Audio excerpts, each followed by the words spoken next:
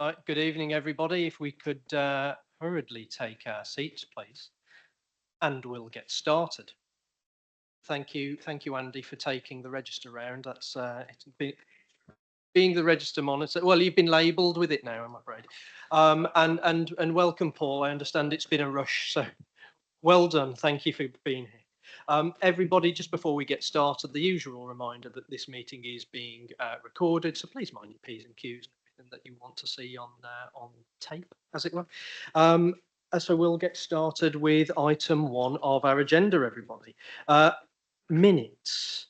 Is it your wish to approve the minutes of the meeting held on the 22nd of July? Councillor Holmes and Councillor Schlapsky, would you like to? Yes, we were both present at the last meeting, but we're not recorded as such because clearly we didn't sign, for whatever reason, the register. Sorry, Chairman. Thank you both. We will amend that accordingly. That's noted. Next, we have apologies. Lorraine, do we have apologies? We've got apologies from councillors Penny Allen, Robert Reid and Wendy Sutton. Lovely, thank you. And next item, 3 declarations of interest. Do we have any such declarations this evening, bearing in mind the items on the agenda?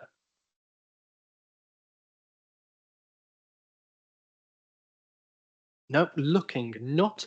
In that case, we will move on. So this is good news, everybody. We've made a good start so far, but we do have 5 very substantive items of business.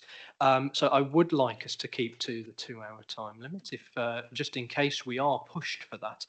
So please bear that in mind when you're asking questions and so on, but I will give handy reminders throughout. Item 4, our first substantive business, is the Customer Insights Report for 2024-25. I'd like to call on the Leader of the Council, Councillor Kath Perry, to introduce the report. Kath. Thank you very much, Chairman, and good evening, members. The report of the Customer Relations Team Manager and the Corporate Support Team Manager. This Customer Promise and Feedback Policy was launched in January 24. To fulfil our ambition to make everyone's experience of contacting the council a positive one, whether you are a resident, a business, a visitor, partner or supplier. It's a very positive report, ladies and gentlemen, and I'd like to thank the officers for and the team for their support in this. So I'm going to hand over now to Nikki Taylor and Becky Harris to go through the report with you, and I'm sure they or anyone else will be able to answer any questions that you might have. Thank you.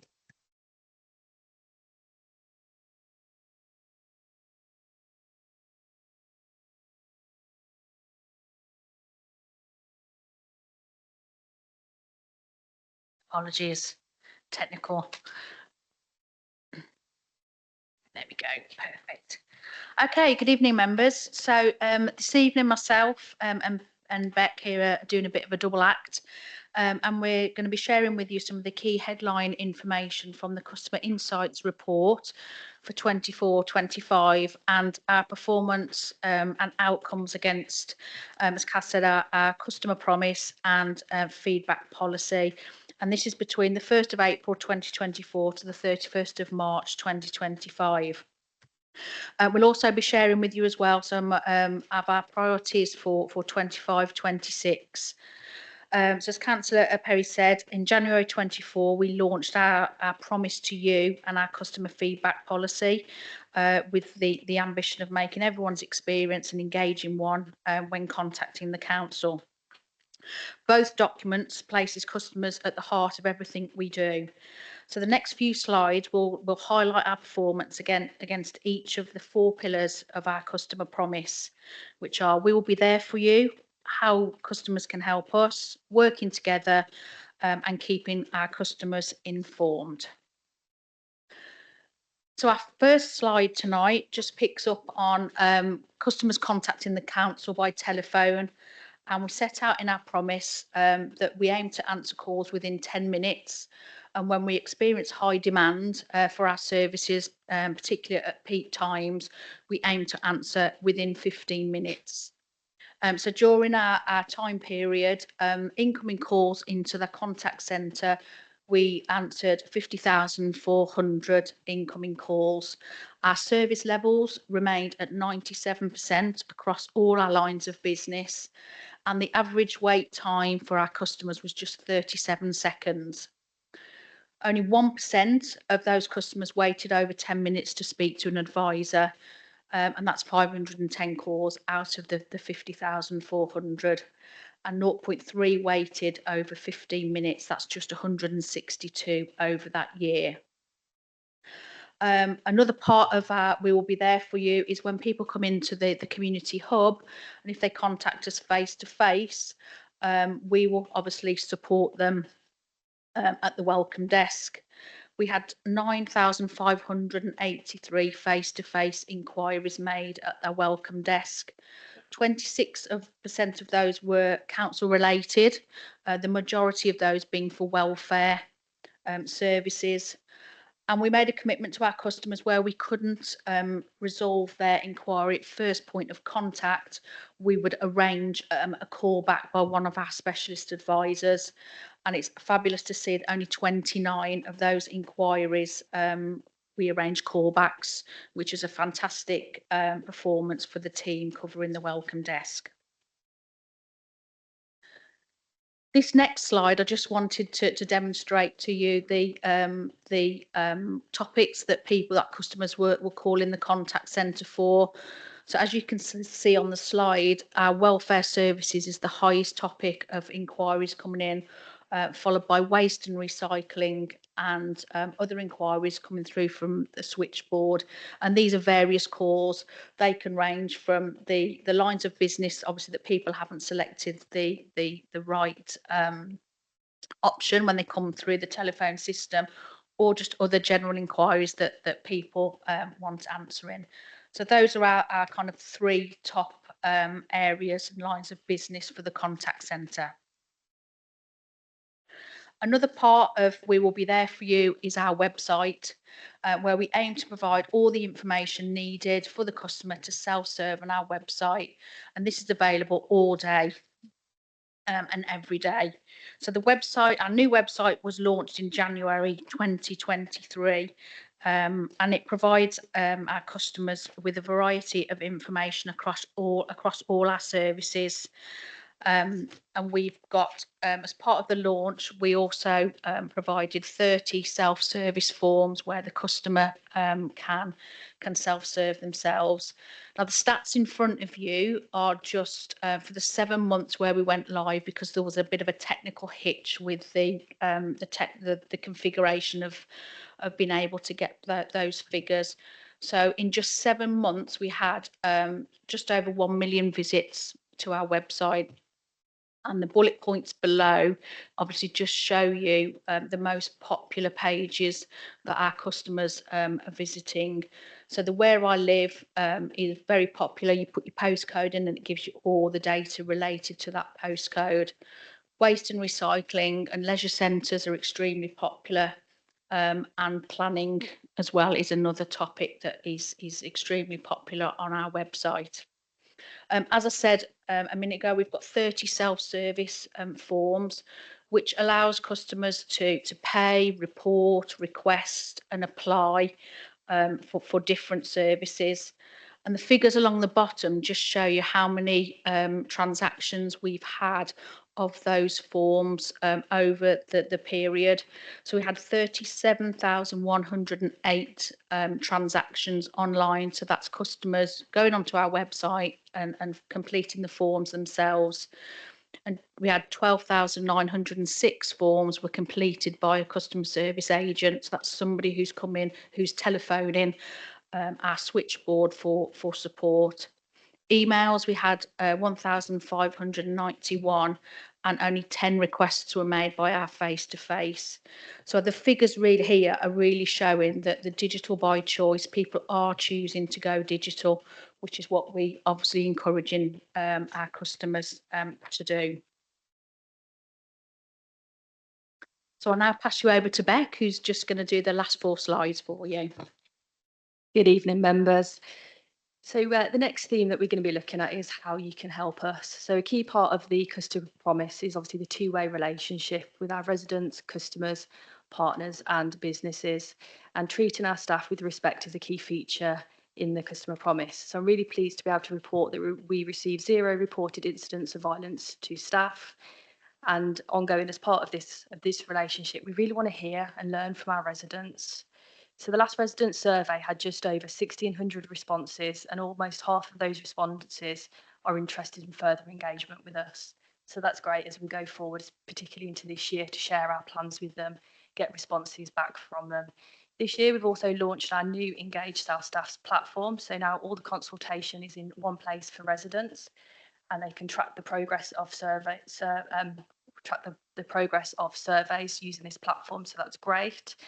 But on this slide at the bottom, we've also included the stats for last year. So we received 87 compliments, 29 comments, and 115 complaints. We know that our staff do receive more compliments than that's recorded on that slide. So we're having a bit of a focus internally to encourage staff to receive, when they receive compliments, to obviously log them on our system. And from April this year to now, we've actually received 64 compliments. So hopefully we're on track to obviously exceed that this year, which is great. In terms of complaints, 106 stage 1 complaints, 9 of which progressed to stage 2. We had 6 cases that were logged with the Ombudsman, 5 of them were closed, and 1 of them was investigated and upheld. Thanks, Nick. So the next theme, working together, and as I said, feedback is a fundamental part of how we work every day, adjusting our services or information to make sure it's even better. So this slide really highlights the smiley face feedback we receive on our website. So as Nick said, we launched this in 2023, and as the slide shows, we've had 2,437 happy faces recorded and 657 sad faces. That means that the information wasn't quite right, or residents, customers couldn't find what they were looking for. But overall, the happy faces gives us that reassurance that our website does have the right information. And for all of those comments that we receive where people aren't quite happy, we review every single one of them, action the feedback where possible, and obviously make the change. On the bottom of the slide, you can see that we've included a "you said, we did." So just to pick out a couple of the examples, for instance, in the elections world, we received quite a few comments to with some of our statutory notice to say that some of the information isn't clear. We can't really do much about that because by law we have to publish those notices, but what we have done alongside those statutory notices is make it a little bit clearer what the information is referring to. So when you're on the website, yes, the statutory notice is there, but behind it, it explains it a little bit more detail. Other example I just wanted to share was the council tax billing. So we received a lot of feedback during council tax billing time. On the back of this feedback, we actually improved the key web pages to make the information clearer, had a look at the wording just to make sure it was as accessible as it could be for residents, and we also took the opportunity to revamp all of our letters as well to make sure the information was clearer, which then impacted on a reduction in call times. So in terms of what most people are happy with, again, the slide just lists just a few examples, probably not surprising, but the View Your Calendar collection for waste is one of the most popular pages that received positive feedback on. Lots of users describe it as quick and easy to access the information, and lots of comments about how we clearly display the bin collection dates as well. So that's brilliant. Okay, thank you. And one of the other themes that we've got is keeping you informed. So again, on this slide, it shows the gov.delivery obviously subscribers that we've got. So now we've got 82,732 subscribers over 13 topics. As Nick said, this is digital by choice. So people can obviously subscribe which topics that they're interested in. And as you can see, we've got really good engagement rates. So 60% is really good. Leisure, again, has got the most subscribers with a really good 70% engagement rate. Facebook followers, we increased our followers over the last year, and in January of this year we launched Instagram as a new way to engage, and now we've just got over 15,000 followers and it's continuing to grow, so that's great. Okay, yeah, thank you. So just to finish up on the slide, so just to reiterate, we are in a really good, strong position as we head into 25-26, which unbelievably we're now halfway through. So following ONS this evening, we'll be launching a slimmed down version of the report for residents to obviously share some of the you said we did approach. So obviously going back to residents and we do listen to your feedback and here's some evidence and progress of what we've done with it. We're going to be looking at the Waves project as well. So we're participating in Waves, which is an AI driven project. Hopefully going to be making it easier and cheaper for residents to engage in local policy making. But our project will focus on community input on the local plan for 2026. Something else we're looking at is the Digital Innovation Programme, and that's going to be looking at automation and AI. I know you received some training on that this evening. In terms of customer feedback, we're going to continue to increase how and where we promote those feedback opportunities for our customers and residents. And myself and Nick are going to continue to work closely with teams across the council to make sure we're optimising every single opportunity we can get to get that feedback. And the final bullet point, the community engagement platform. We're continuing to launch opportunities through the new platform. Recently, we've just done the community governance review and named the bin lorry as well. So hopefully more opportunities for residents to get involved with that platform will come on board over the next 6 months. I'll hand back over to you now, Chair, for any comments. Thank you very much both for that presentation. I think the leader would like to wrap up a little bit as well. Catho. Thank you, Chairman. Just to say thank you very much both for the presentation. It's, as I said, it's a positive report and we'll be happy to take any questions that you might have. Thank you. There we go. I didn't even need to prompt you. Councillor Brindle, go on first off. It's a very easy one, and I like percentages. I also like numbers. You had 70% of the parish clerks engaged, but you didn't tell us how many. So if you've got 50 parish clerks and you've got 70%, you've got 35. It's just one of my pet hates when I see percentages and not a number next to it on how many. It's just a comment really. No, we'll take that on board. Thank you. Lovely. Thank you, John. Perfectly fair point. Paul. Thank you, Chair. Very quick one. So, yeah, I think the figures look great and congratulations to everyone for hard work. Just a little question, which you may not know the answer to, and I appreciate that, with regards to the phone calls. Obviously, doing pretty well on those, but there's still quite a tail of long delays for some people, and obviously people who drop in the calls as well. I just wondered, I presume you're looking at those to see what the pattern is and maybe moving resources around to deal with it. It's just you haven't mentioned that, but I assume you must be. Is that right? Yeah, we do. We have weekly stats where we look at wait times, and actually we're doing monthly reviews and we can see that everything's dropping at the moment. Everything is getting better. We do have that slight wait time, but we always adjust. We've got teams that kind of go into backup. So we're constantly monitoring to make sure each month those numbers are dropping, which they are.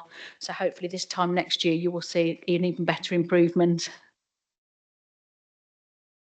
Councillor Harrison, thank you for the question. Members, any other questions, comments? I think Councillor Steele was first out the block. Yeah, thank you, Chairman. I think you over-egged the Instagram followers. You said 15,000 and it's 1,500. Yeah, apologies, 1,500.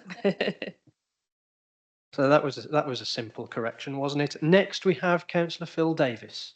Thanks, Chairman. Just a comment, really. On the enterprise section, I see that there were 440 businesses directly supported by the South Staffordshire, which is brilliant. And through the South Staffordshire Business Partnership, and it's really, really good to see that. So well done, ladies. Whoever did the deed is very, very good indeed. No, thank you. I'll pass that on to the enterprise team. Lovely. Thank you, Councillor Davis. Councillor Kelly next. Thank you, Chair. Just a quick comment. All the statistics and all the work that's been done is fantastic. I commend all the staff. The only one point I will ask is I thought it was a real asset to the community hub was the Barclays Bank that was here, but now it's gone. That was fantastic. That was for the community. So is there any way we could look into that? Yeah, we can do. I know I've spoken to a number of members about Barclays. We lease the office to them, and I appreciate it's a valuable asset to the community. I'll feed it back to Barclays and let them know, obviously, how valuable it is. Ultimately, the decision is down to Barclays, but all I can do is feed that back. Go on, Vic, if you want to come back again. Yeah, well, we don't just need to stick it with Barclays. You could do it for all the banks and do one every other day. So Barclays, Lloyds, HSB, do a consortium of them. Thank you, Councillor Kelly, on that. From bitter experience in my own patch, you're quite right. It's a very noble aim where we are losing banks in all of our communities, but trying to persuade them to, even as a hub, and get multiple on different days and so on, is a little bit of a nightmare. Just my own personal experience. I'm sure you all share. Councillor Adams. Just a quick one, Chair.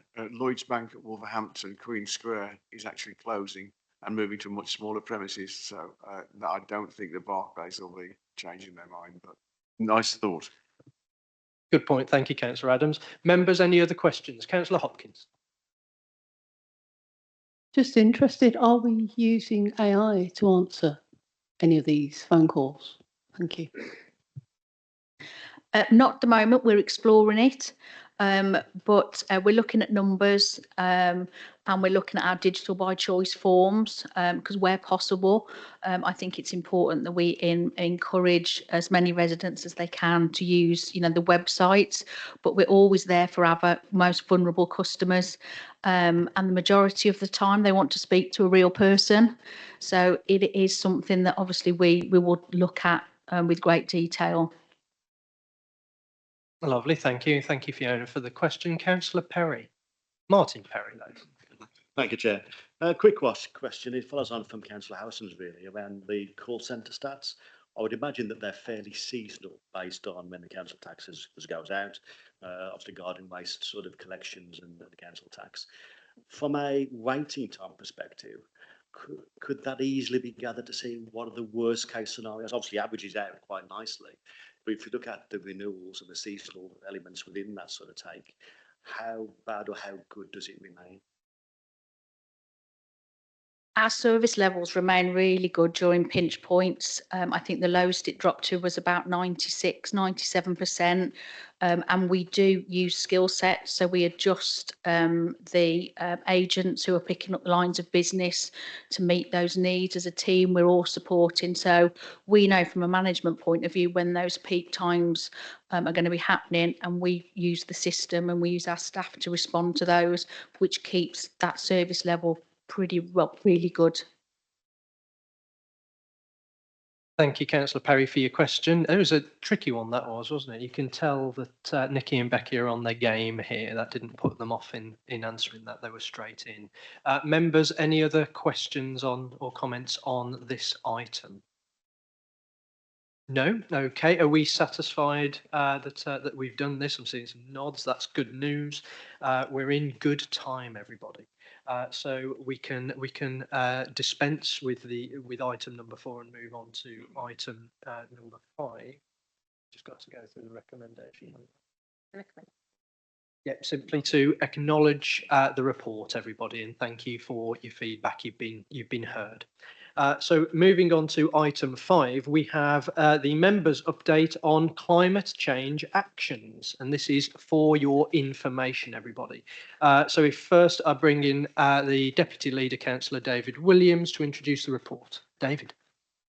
Thank you, Chairman. Good evening, members. Thank you for your time this evening. I know we've got a busy agenda, so I'll keep the introduction really brief. The officers will shortly going to provide you with an update on this council's climate change and carbon saving achievements from 2023 to 2024. Within your agenda packet, there's also an update on our programme of work from 2024 to 2025, and our officers will be happy to then take any questions you might have on our achievements and our ambitions.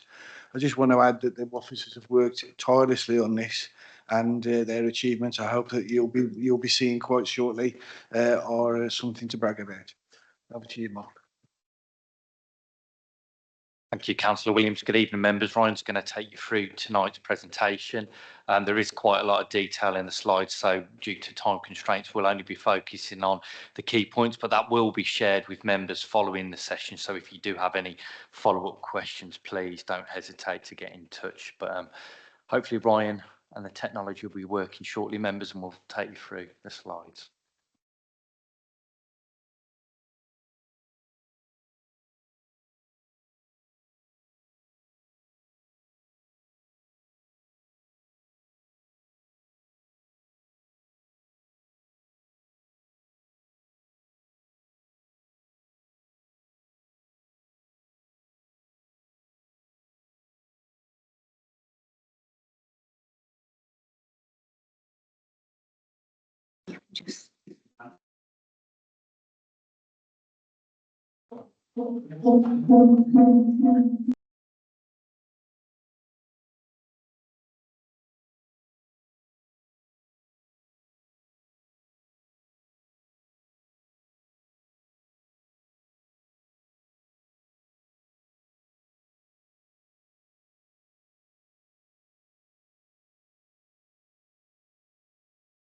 Good evening, members, and thank you for bearing with me there.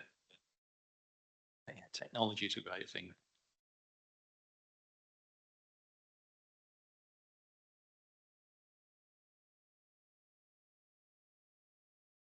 Thank you very much.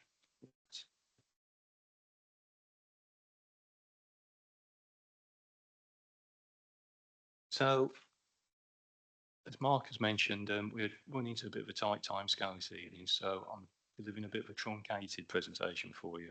I'll be talking through the achievements and what we've managed to, the work we've achieved for climate change during 24-25. There is more details on our current action plan within the agenda pack, but I can share a wider presentation in due course for you to have a look through, and if there's any questions, please do come back to me. I'll also be talking around what we're doing, some details around what we're doing around costing carbon reduction and our wider carbon footprint. So, members will be aware of how climate change fits into the council plan and our climate strategy, and how that's sort of delivered through the 6 strands of the climate action plan around our outreach and awareness, assets and estates, our active travel, aspirations, operations, procurement and planning strategy. And as I keep stressing, our overall aim is to reduce our carbon footprint, offset it where we can, also mitigate for the effects of climate change. So, in terms of climate achievements, we've put together a handy little infographic here, really, which sort of illustrates the themes of our strategy and action plan, but also shows where some of our actions are linking into the localities. So, running through some of these in no particular order, in the previous year we delivered an environmental audit of our operations at Penkridge Leisure Centre. We've also been successful in our bid to the Government Swimming Pool Support Fund, which will see £125,000 worth of investment on site to install the solar PV panels. We will be waiting for this year's bills really to see the result of that, but we estimate a reduction of over 10,000 kilowatts of gas usage on site.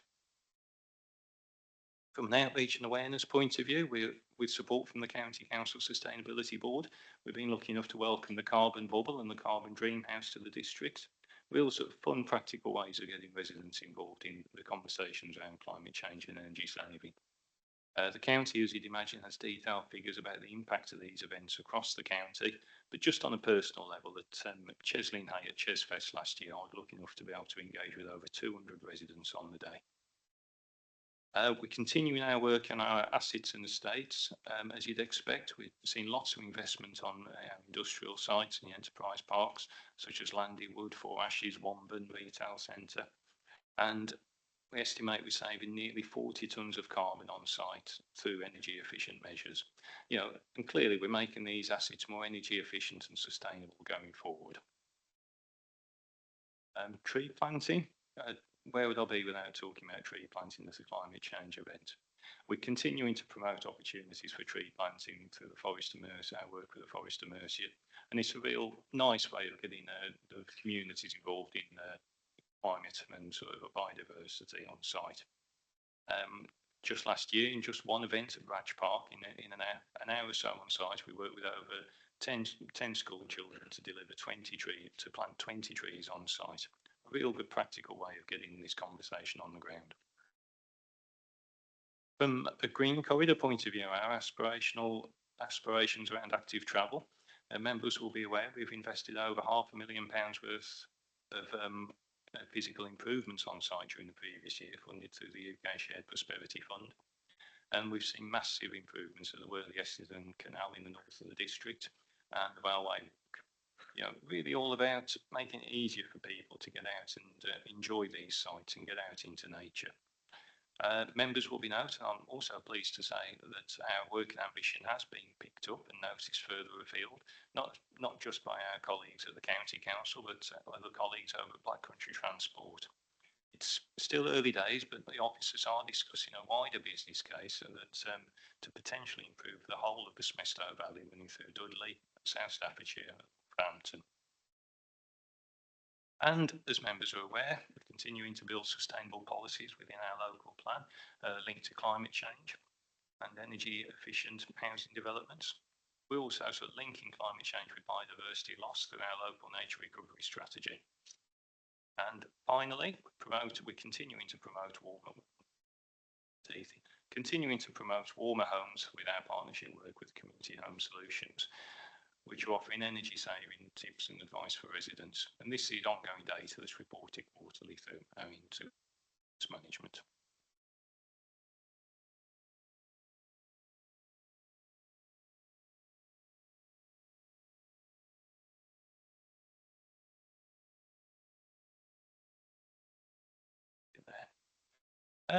Alongside this, I've packed a bit into this slide, so do bear with me and I'll take any questions, obviously. This is a bit more detail around how we're walking towards net zero and trying to understand a bit more about what this means for the council. So every year I come and give a bit of a report on what sort of tonnage of carbon we're using as a council each year. In the last year, our tonnage was 1,023 tonnes of carbon dioxide as a result of our operations. Now, the more eagle-eyed amongst you will note that that's a slight increase on the figure from last year, but this is mainly because we're being more robust in our approach to this than ever. We're starting to measure more and more sources of our operations and trying to understand what this means for us and turning over stones, want of a better word. That pie chart at the top there, the lighter green, and this is just a bit of an illustration of what this means of our operations from the hub and our wider work. The lighter green illustrates the carbon footprint of the hub and things like our street lighting contract. The darker green represents our waste collection contract. As members will recall, this is by far the biggest part of the carbon impact of our operations each year. So we have done an awful lot to bring this figure down already, and we're reducing this further will be a challenge in the future, but nonetheless we are continuing on this route. In terms of our future work, as you'd expect, we'll be hoping to cash our energy savings from the investment that we've seen into our industrial estates and our assets out on site. There'll be a paper coming to members in the next couple of months around our street lighting contract and looking to get that funding together to start replacing these with LED units and more efficient, energy efficient units. As members will be aware, there's an option on our new waste contract to move to hydrogenated vegetable oil as a fuel source and thus reducing our reliance on diesel on the contract. I understand, this is a cost implication for members to consider, but if you take that pie chart at the top, coming back to the dark green colour of our waste contract, we could see that reduced by over 90% just by changing to hydrogenated vegetable oil. And also, as I mentioned, we're starting to be more robust in our data, looking at more and more about what we are doing. We partnered up with an organisation called Zellar, which offers carbon reporting software. We're currently using that to gather more and more data at sites such as our leisure centres, the depot and baggerage, and build on our understanding of carbon footprint and the wider issues of our operations. alongside that, we'll be hoping to start to bring that data together and put it into mini business cases for things like energy performance certificates, into a bit of a business plan to understand how we can drive our carbon down further. We are offering Zellar out to parishes and local businesses. A number of local parish councils have got involved, starting to understand the carbon footprint of what they do out within the villages. And there's a couple of snapshots there of the Zellar reporting dashboard, which sort of shows, it's a real sort of neat way of sort of starting that conversation and sort of helping people to develop carbon saving plans. And finally, bear with me, it does feel like a sort of slight conjuring trick, really. When I say that our carbon footprint for the last year was 1,023 tonnes of carbon, do you remember that figure? As you'll be aware, we're working on a tree survey across the district at the moment, and alongside the database that sort of measures that, it starts to draw together the carbon sequestration of our tree stock. All these trees that we've got around the district that are on council-owned land, and apart from how we manage them, it illustrates the carbon that they're drawing in. So from the figures we've got, there's a demonstrable of 844 tonnes of carbon each year that our trees are soaking up across the district. So it's a fantastic offset figure that we can then start to build into our future carbon reporting plans as we move towards net zero. And alongside that, as a council, we have a role in terms of leadership and storytelling, making climate change and sort of drive towards net zero more real for our residents, businesses and beyond.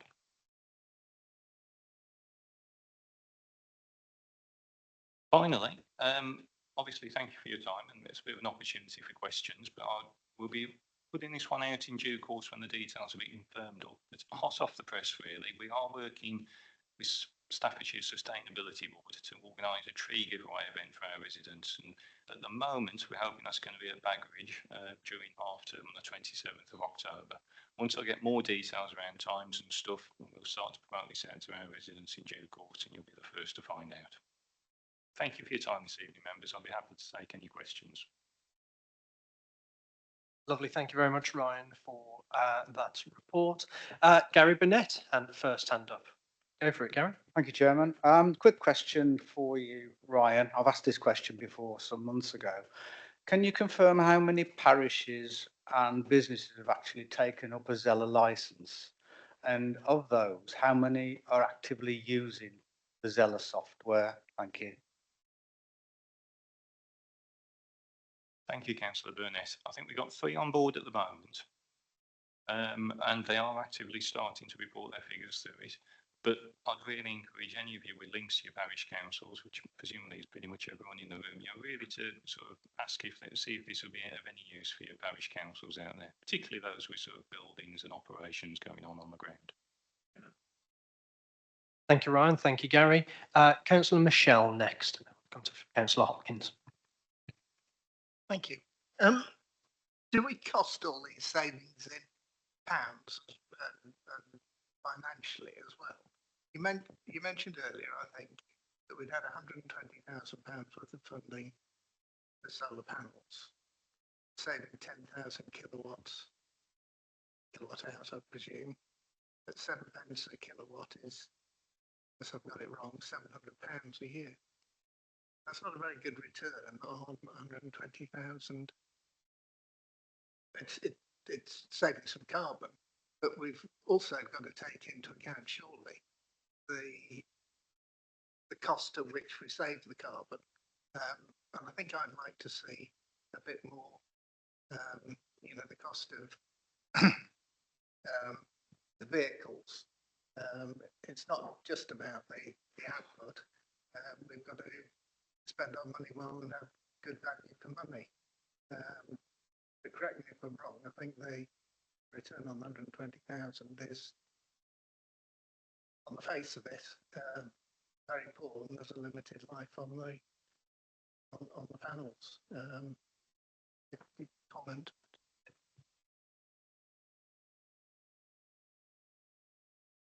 Thank you, Councillor Michelle. Regarding the funding which was obtained through the Swimming Pool Support Fund, that was a grant, so it wasn't the District Council's money spent on it. Fully appreciate that any money we're spending from grants, we need to get value for money, but it presented an opportunity for us to be able to do that, which going forward will save us some money on our utilities. And again, I'm sure members will appreciate one of our biggest costs in terms of the leisure centres is heating and running swimming pools. So any cost savings we can have there will obviously make a difference to both us and the schools. And again, just for clarity, we don't own the leisure centres, they're owned by the schools. We run the leisure centre operation from them, but we still have to pay a percentage into the running of the sites in terms of utilities. So not a huge saving, but it is a cost saving to the council, which we wouldn't have been able to achieve without that grant. Thank you, Councillor Michelle, for your question. Councillor Hopkins. Thank you. So my concern, I think it's great with planting trees. I love a tree, but going past the West Midlands interchange quite a lot recently, noticed there's been a huge number of trees around the periphery of the site that have been hacked down. A lot of reasonably mature oak trees. Is there a guarantee that those are going to be replaced? But also, along with the biodiversity net gain, when you hack down mature trees, you lose habitat, you lose species. So planting just new whips, that's not going to be helpful for a long time for the biodiversity. What can you tell me about that? Thank you.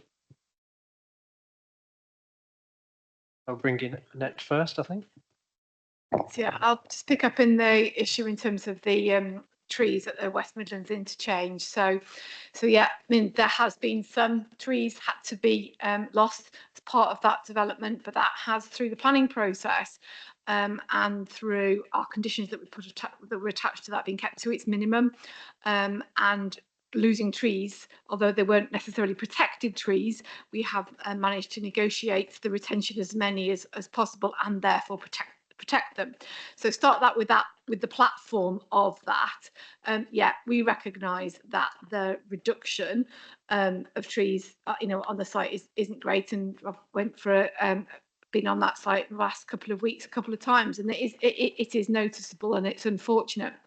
There is the replanting of trees, but obviously those trees that were cut down took many years to grow, and they won't be realised for some time.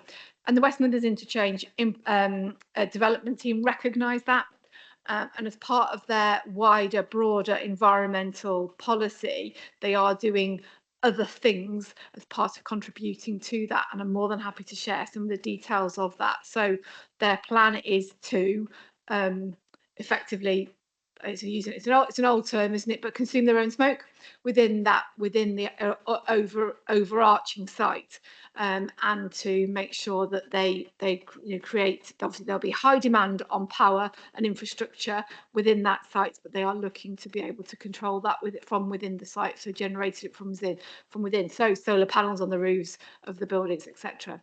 So alongside planting trees, which will obviously not make a significant dent in the loss of the mature trees, alongside other interventions, they'll be doing that. But I'm more than happy to share that. Thanks, Annette, for that. Fiona's sneaky planning question almost in there. Did you want to come back? No, yeah, I would be very interested to hear what their other mitigations are. That'd be very interesting. Thank you. Lovely. Thank you, Councillor Hopkins. We next have Councillor Brindle. Twice in one night. The record here. Just to say the report is absolutely excellent. I can see more of it coming, as in solar panels. Everybody's going to be having them eventually. But I have asked, or I don't know if we can, at Featherstone, we have it's a private, we call it the private wood, but it's actually owned by Highways. And with the Forest of Mercia, is it possible to plant more trees?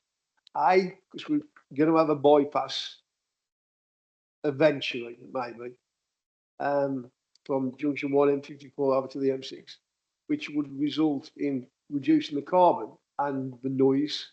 But I don't need to have to get in touch with, I think it's Highways. It would definitely own the wood, if that's possible.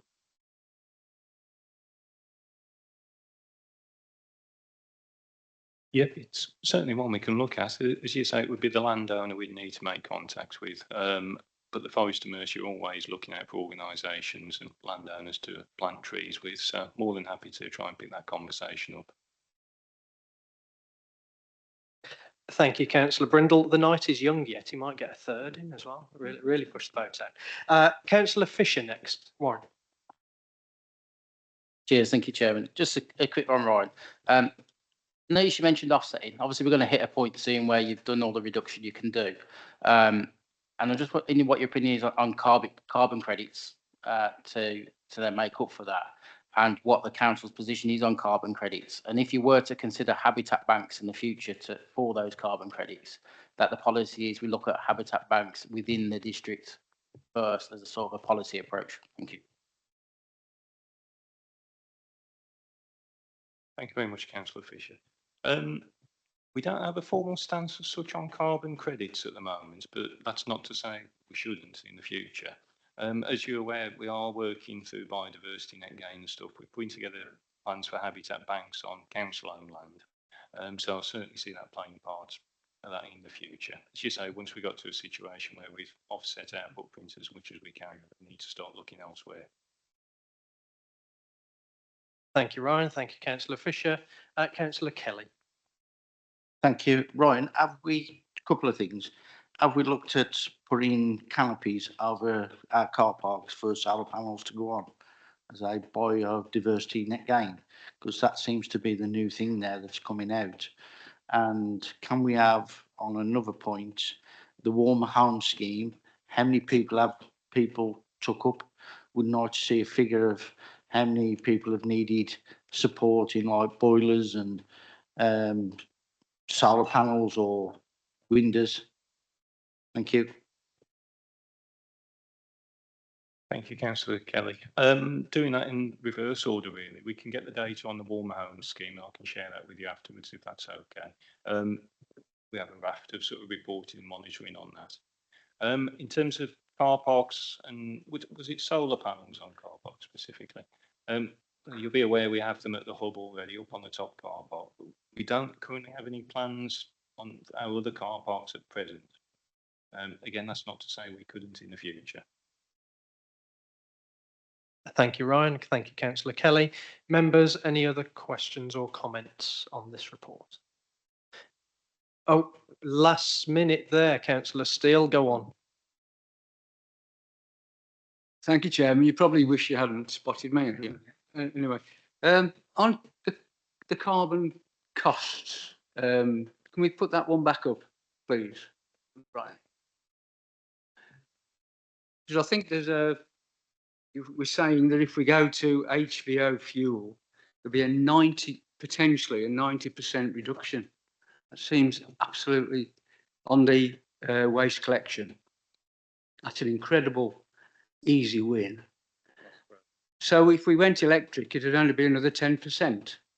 Is that actually the case?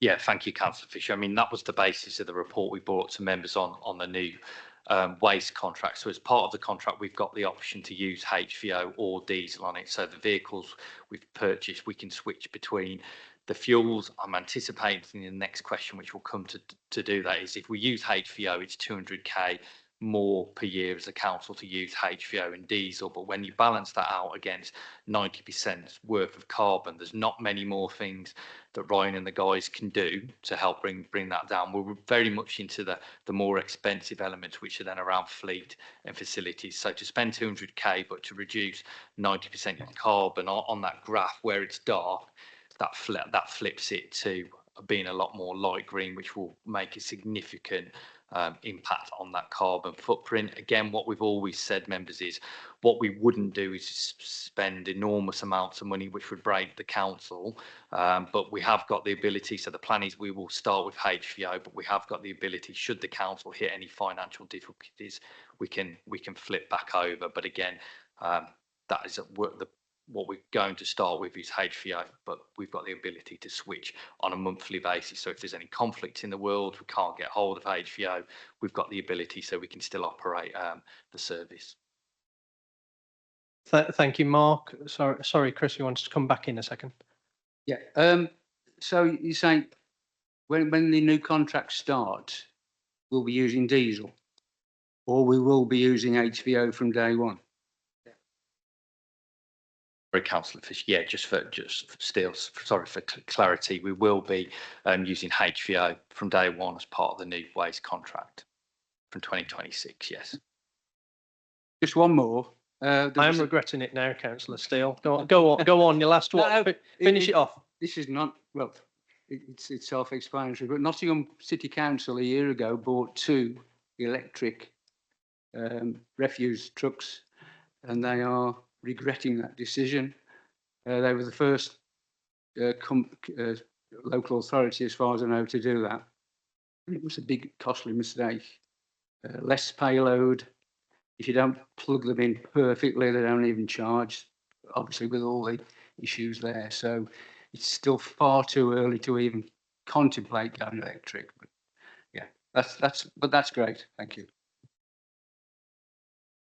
Just to come back on that point, the contract is an 8+8, so it will be very much the vehicles we've got for now, but we have got the opportunity to look at it in terms of the break clause. But again, I think it was your first point to get that extra 10%, the amount of money you'd need to spend wouldn't really justify that decision at this point in time. Again, it's one to look at in the future, but it's not one we're looking at now. Current vehicles we're looking at around 240k, obviously at least another 200k on that per vehicle for one of our standard RCV waste vehicles we use at the moment. So significant cost increase to do that. So it's not something we'll be looking at within this term of the contract.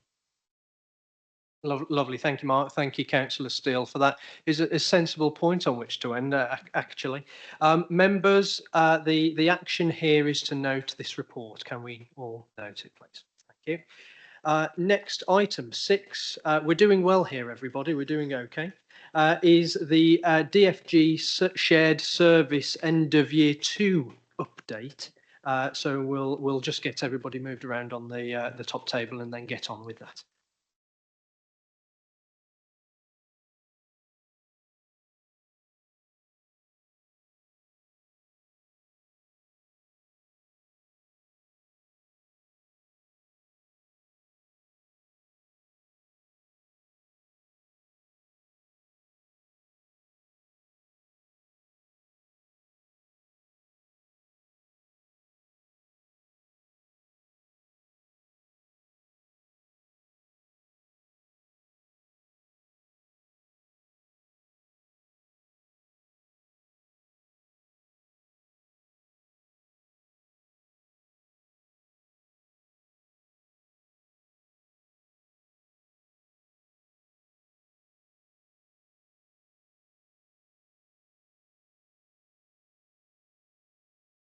Right, thank you, everybody. I think we're ready.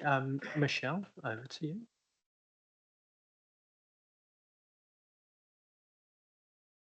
Thank you.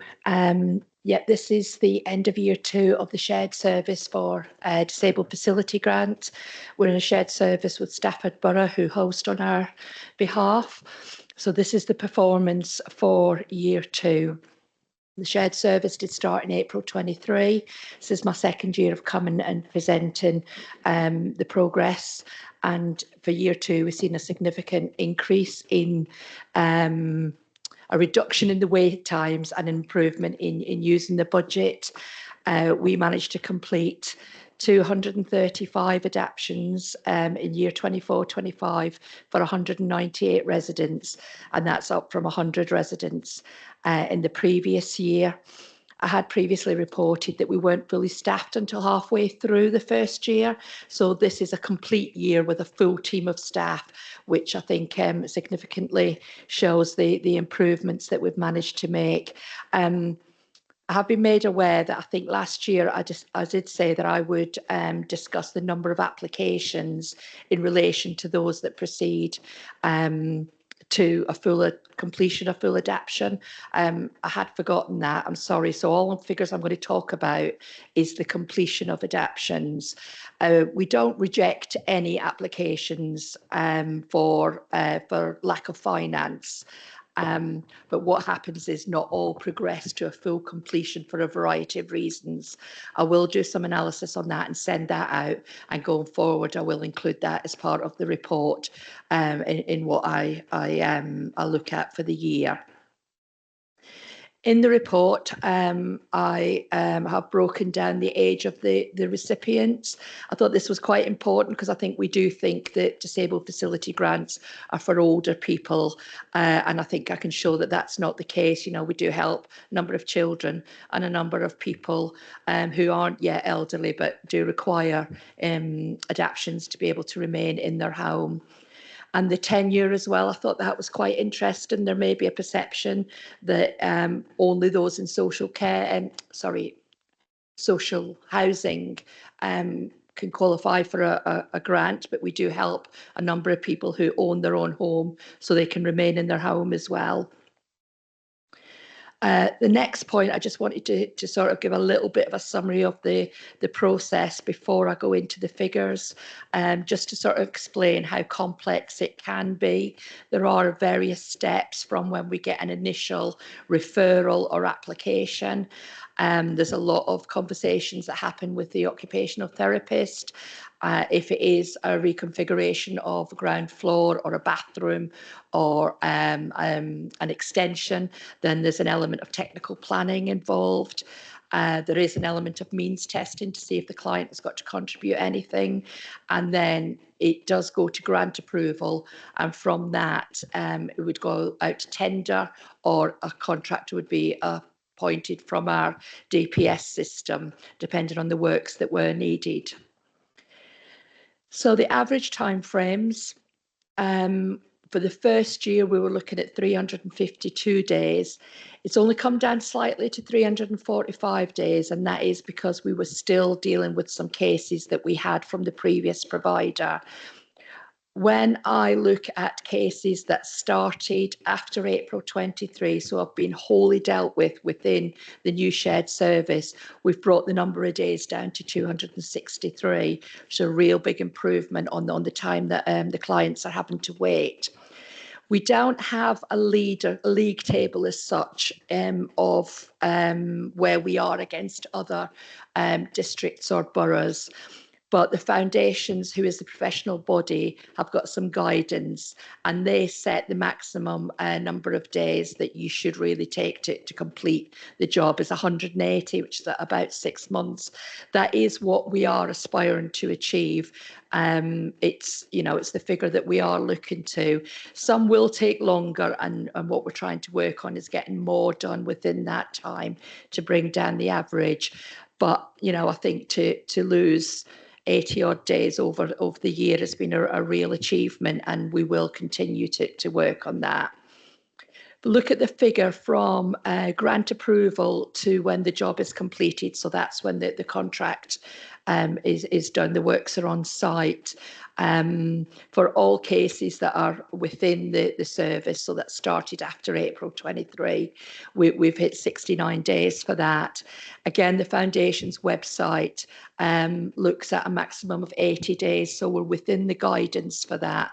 And again, as the technical officers continue on their job, they are continually looking for contractors to onboard, so we could have a bigger pool of contractors. That may mean we can increase reduce the number of days, that we look to get the jobs completed. So again, we are aspiring to be as quick as we can with those days. The next bit, I just wanted to show the number of applications we have at the moment, but by giving the breakdown, I can just evidence that they are going through the process. As complex as it is, there are no sort of stoppages at any place through that. The work does progress through every stage.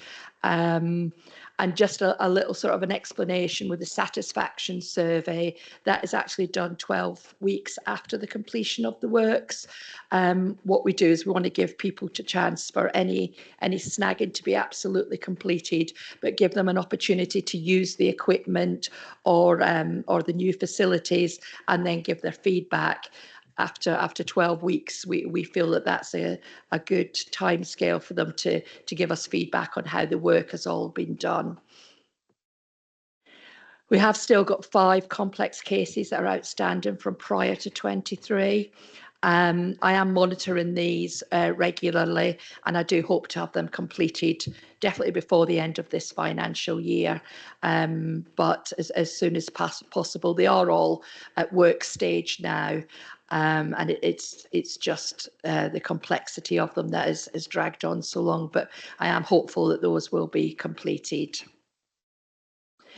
And the next point is about the funding.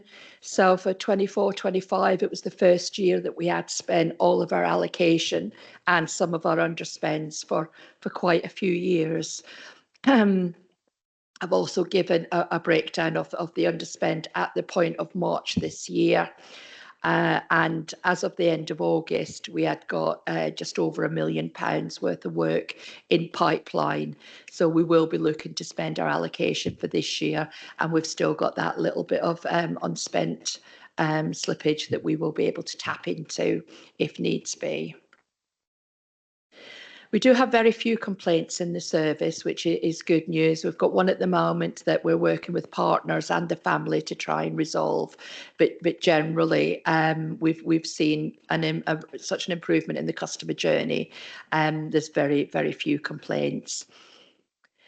A case study that I just wanted to put in because, you know, I am aware that the number of days can seem like very long for some families due to all the points along the way.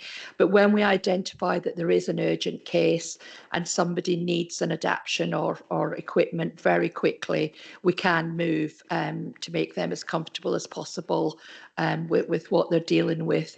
And, you know, this example did take an incredibly short amount of time, which is really good.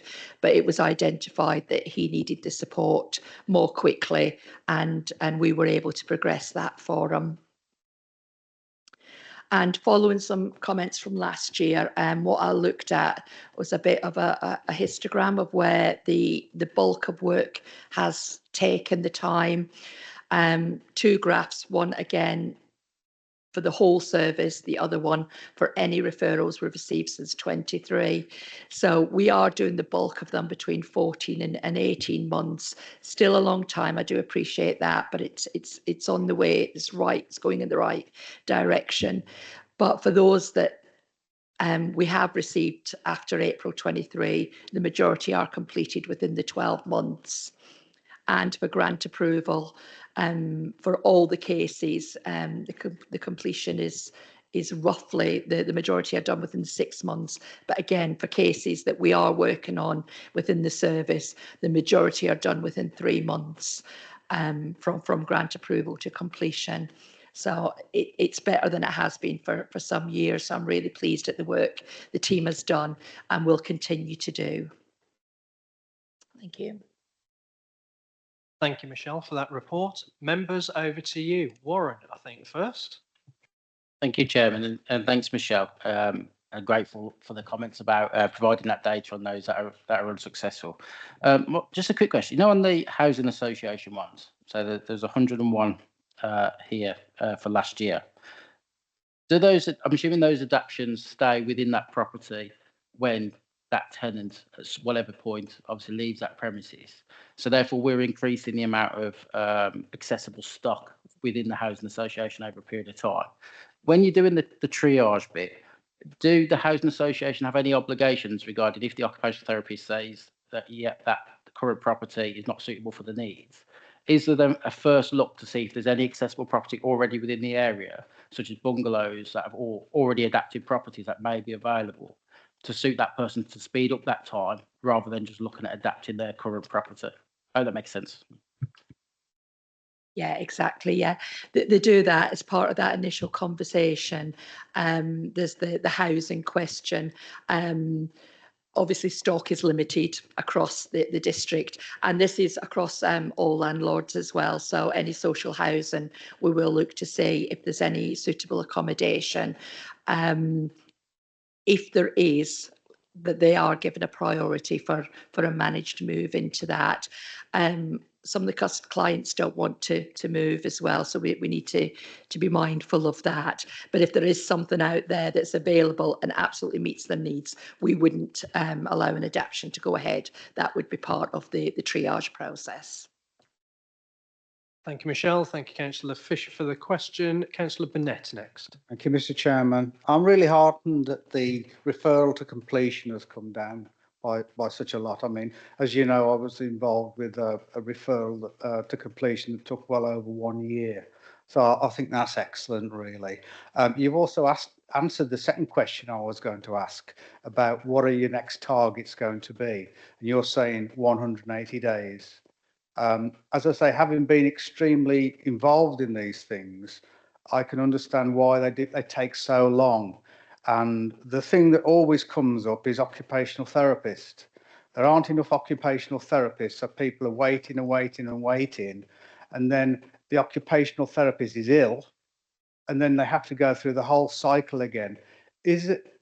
I know it's not your remit, but can you just give us unpack that a little bit on the occupational therapist role within the DFG? Thank you.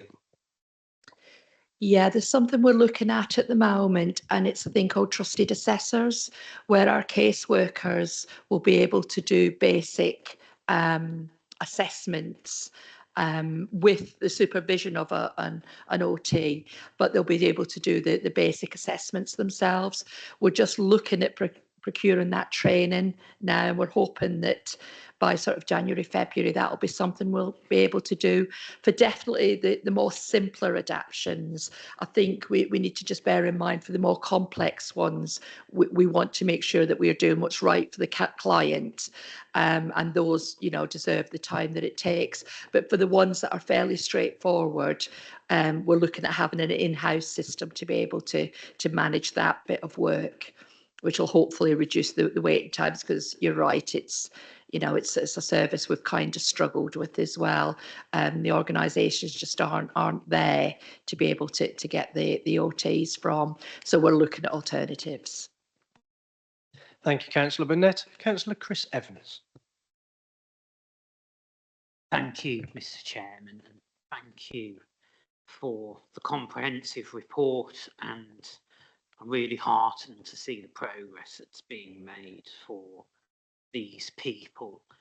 My question is on paragraphs 4.1, 4.2 and 4.3 on the report, which quotes some of the financial information about the scheme. I'm just wondering how we're doing for funding, because in 4.1 it says 2024-25, and there's a spend of just over 2 million. Then there was the spend of just under 900,000, and 4.3 says at the end of August, so I get to be 5 months, we've already spent over 1 million. So my question is, are we doing okay for funding for this scheme? Have we got sufficient if we were to carry on and fulfil the grants that are coming through? Thank you. Yeah, our budget for this year is 1.4 million. The just under the 900,000, that's the underspends that we had from previous years. So if we added that 900,000 to the 1.4 million, that's what we've got for this year. And at the end of August, the pipeline was just over 1 million. Not all of that pipeline will progress because of different reasons, and it won't all be completed within Q3, potentially Q4, depending on the complexity. So I'm confident at the moment we've got enough money to do the work that is in the pipeline, and we've got enough underspends to be able to manage if we were to get an influx of it. But I think we're still showing that the need is there, and we're managing the budget well to be able to carry that. Thank you, Michelle. Thank you, Councillor Evans. Next, we move on to Councillor Helen Adams. Oh, was it not? Oh, no, it was councillor. I've misgendered you, Andy. Sort of. Michelle, mine is a thank you from Penkridge, because we had your team come out last Thursday, and there were a group of team, and it's bringing your officers to the community, a really worthwhile event. I'm sure they'll all have bits and pieces that they're all working on now. So from Penkridge, thank you very much. Thank you. I'm glad it was a success. I had some good feedback about it. Yeah, thank you. Thank you, Councillor Adams, for that comment. Members, any other questions, comments on this report?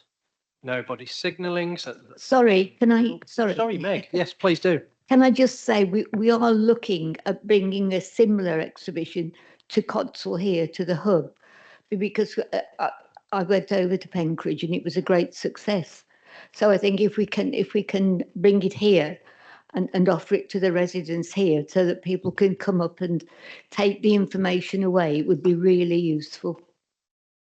Lovely. Thank you, Councillor Barrow. That's I certainly agree with that. I think that would be a fantastic idea. Oh, and we also have, apologies everybody, we have a latecomer. Having invited us to speak, we now have Councillor Helen Adams.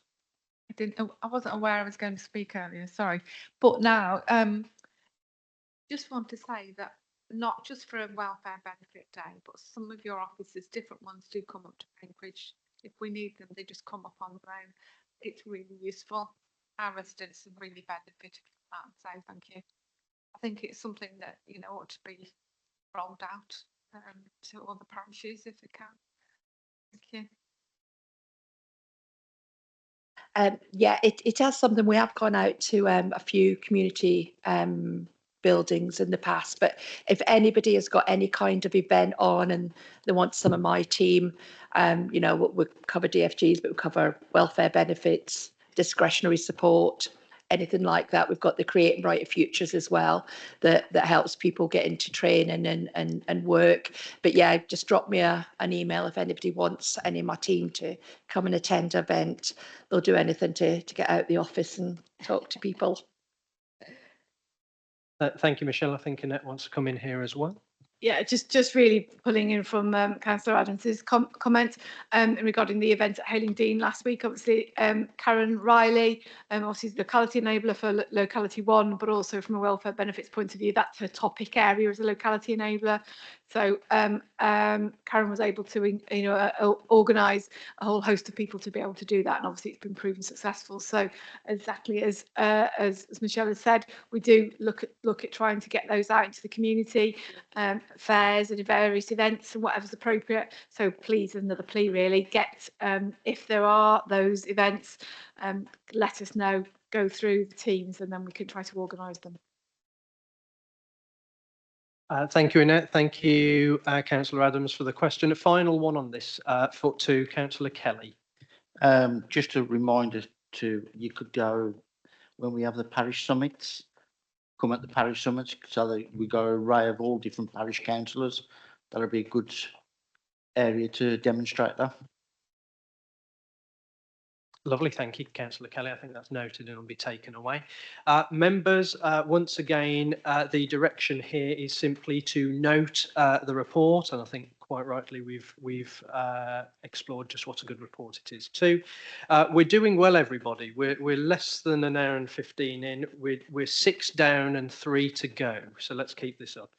Item 7 now, which did come about, I think, about a year ago and received quite a lot of engagement from you all, is the creation of open space in developments through Section 106 agreements. So at this point, I'll hand over to the Cabinet Member, Councillor Mark Evans, to introduce the report. Mark, over to you.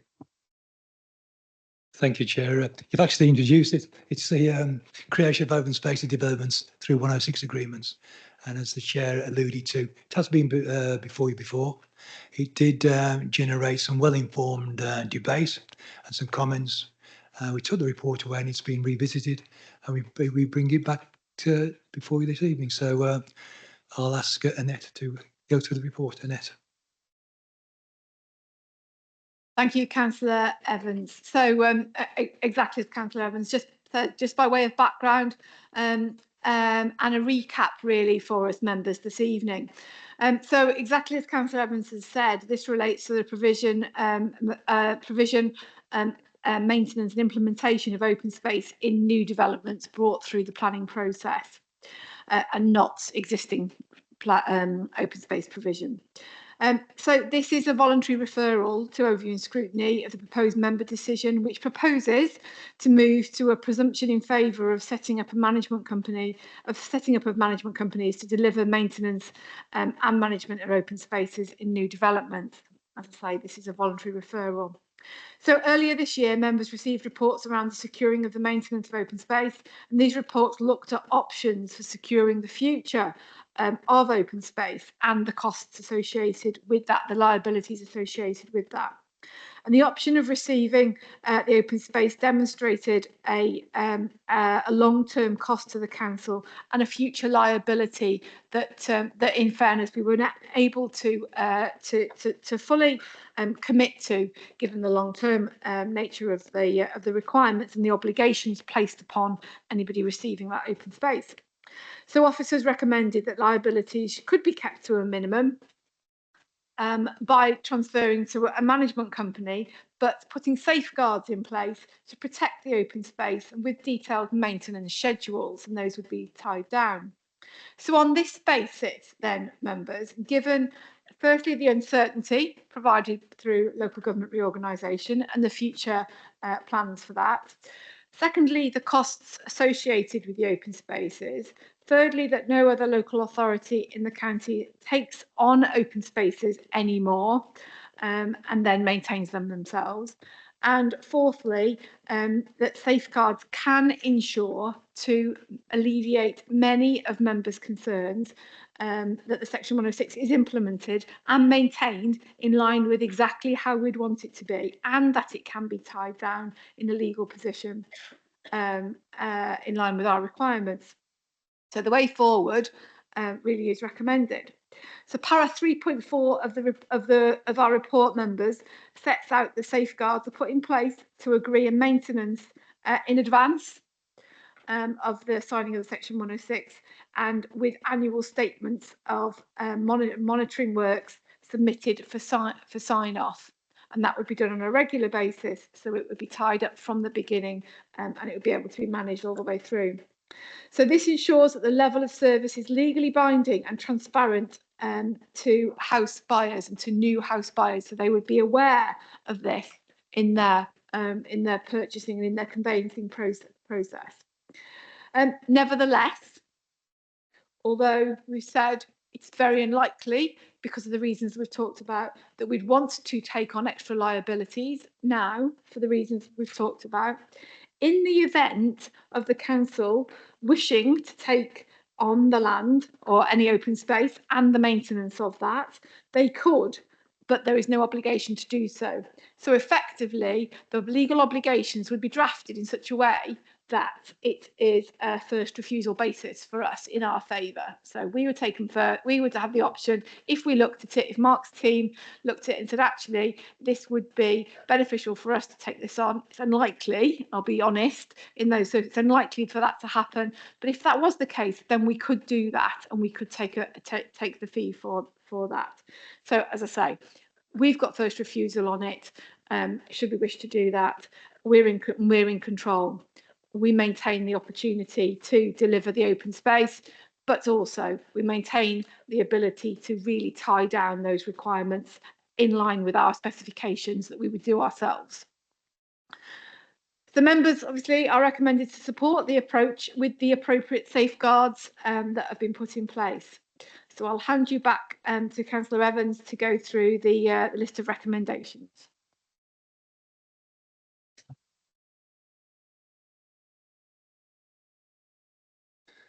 Members, the recommendations there we'll open it up to debate after that. So, but I'll just go through the recommendations.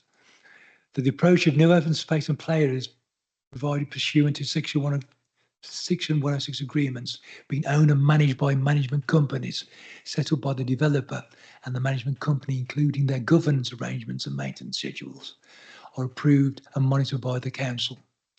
Their officers will investigate the setting up of a standard list of recommended management companies following appropriate due diligence.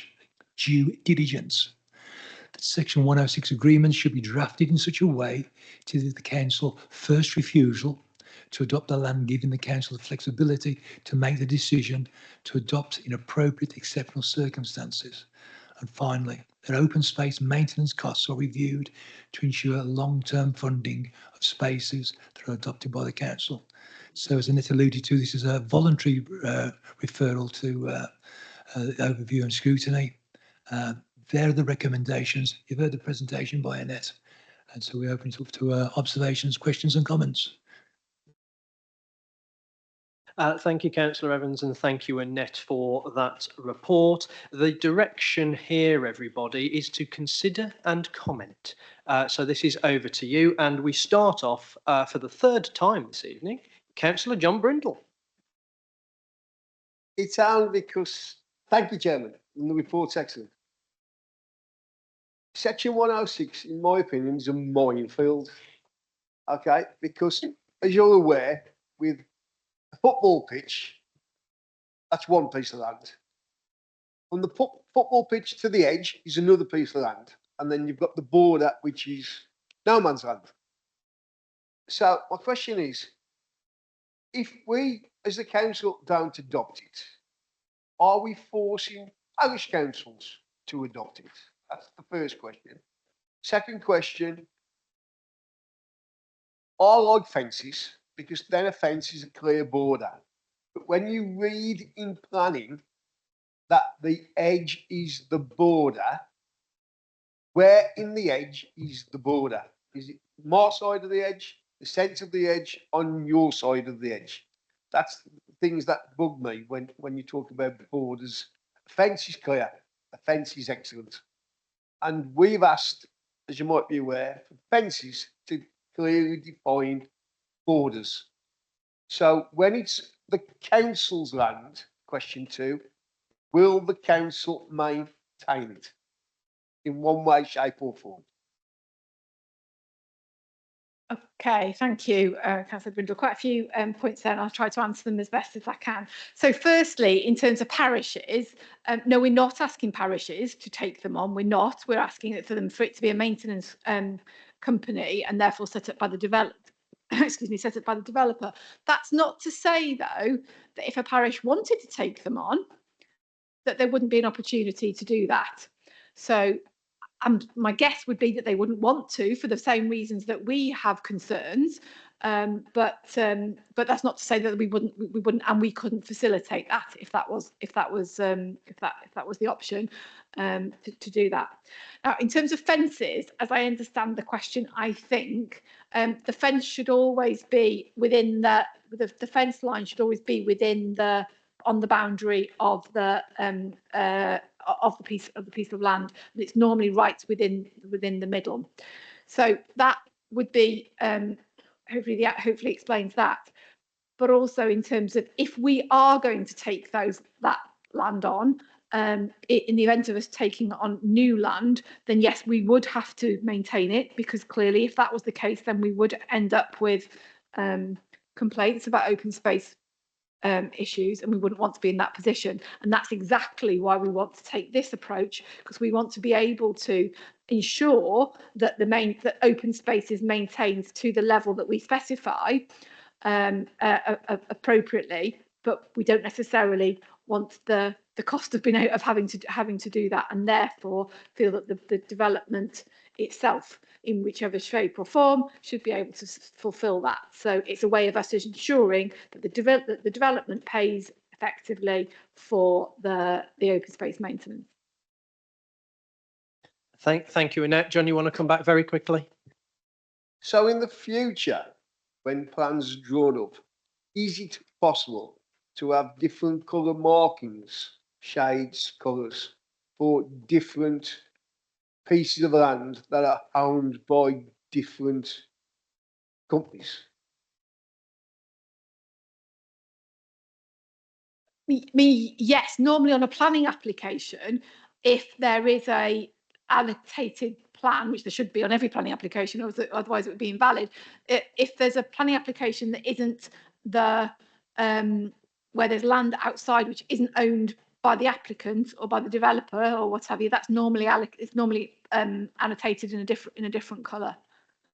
For the understanding of that. And also in terms of the detailed implementation, normally on landscape plans, we normally have an idea at that stage who owns what land and what have you, because of the plans that have been associated with it and who's maintaining it. Well, again, that's exactly your point, why we want to do it this way, because we will be able to, through a scheduled maintenance agreement, set out this is piece of land X owned by Y, and they will be required to cut it, trim it, fence it, maintain that every so often and in perpetuity. And that's exactly why we want to take this approach. Lovely. Thank you, Annette. Thank you, John. Councillor Burnett next. Thank you, Chairman. What happens if a management company take on the green space of a new development and then go bust? Thank you. There are safeguards for that that happening. Ordinarily, they're part of the management company. The management company therefore then people would still be paying into that management company. The council could, in the worst circumstances, be able to step in and do work themselves and then charge the management company. But ultimately, it would have a longevity in the fact that it would have people continuing to pay into that that company for that very reason. Thank you, Annette. Councillor Fisher next. Thank you, Chair. I have quite a few questions, to be fair, several questions. So what I'll do is do a couple now, and then if it's time at the end, I'll come back just out of fairness.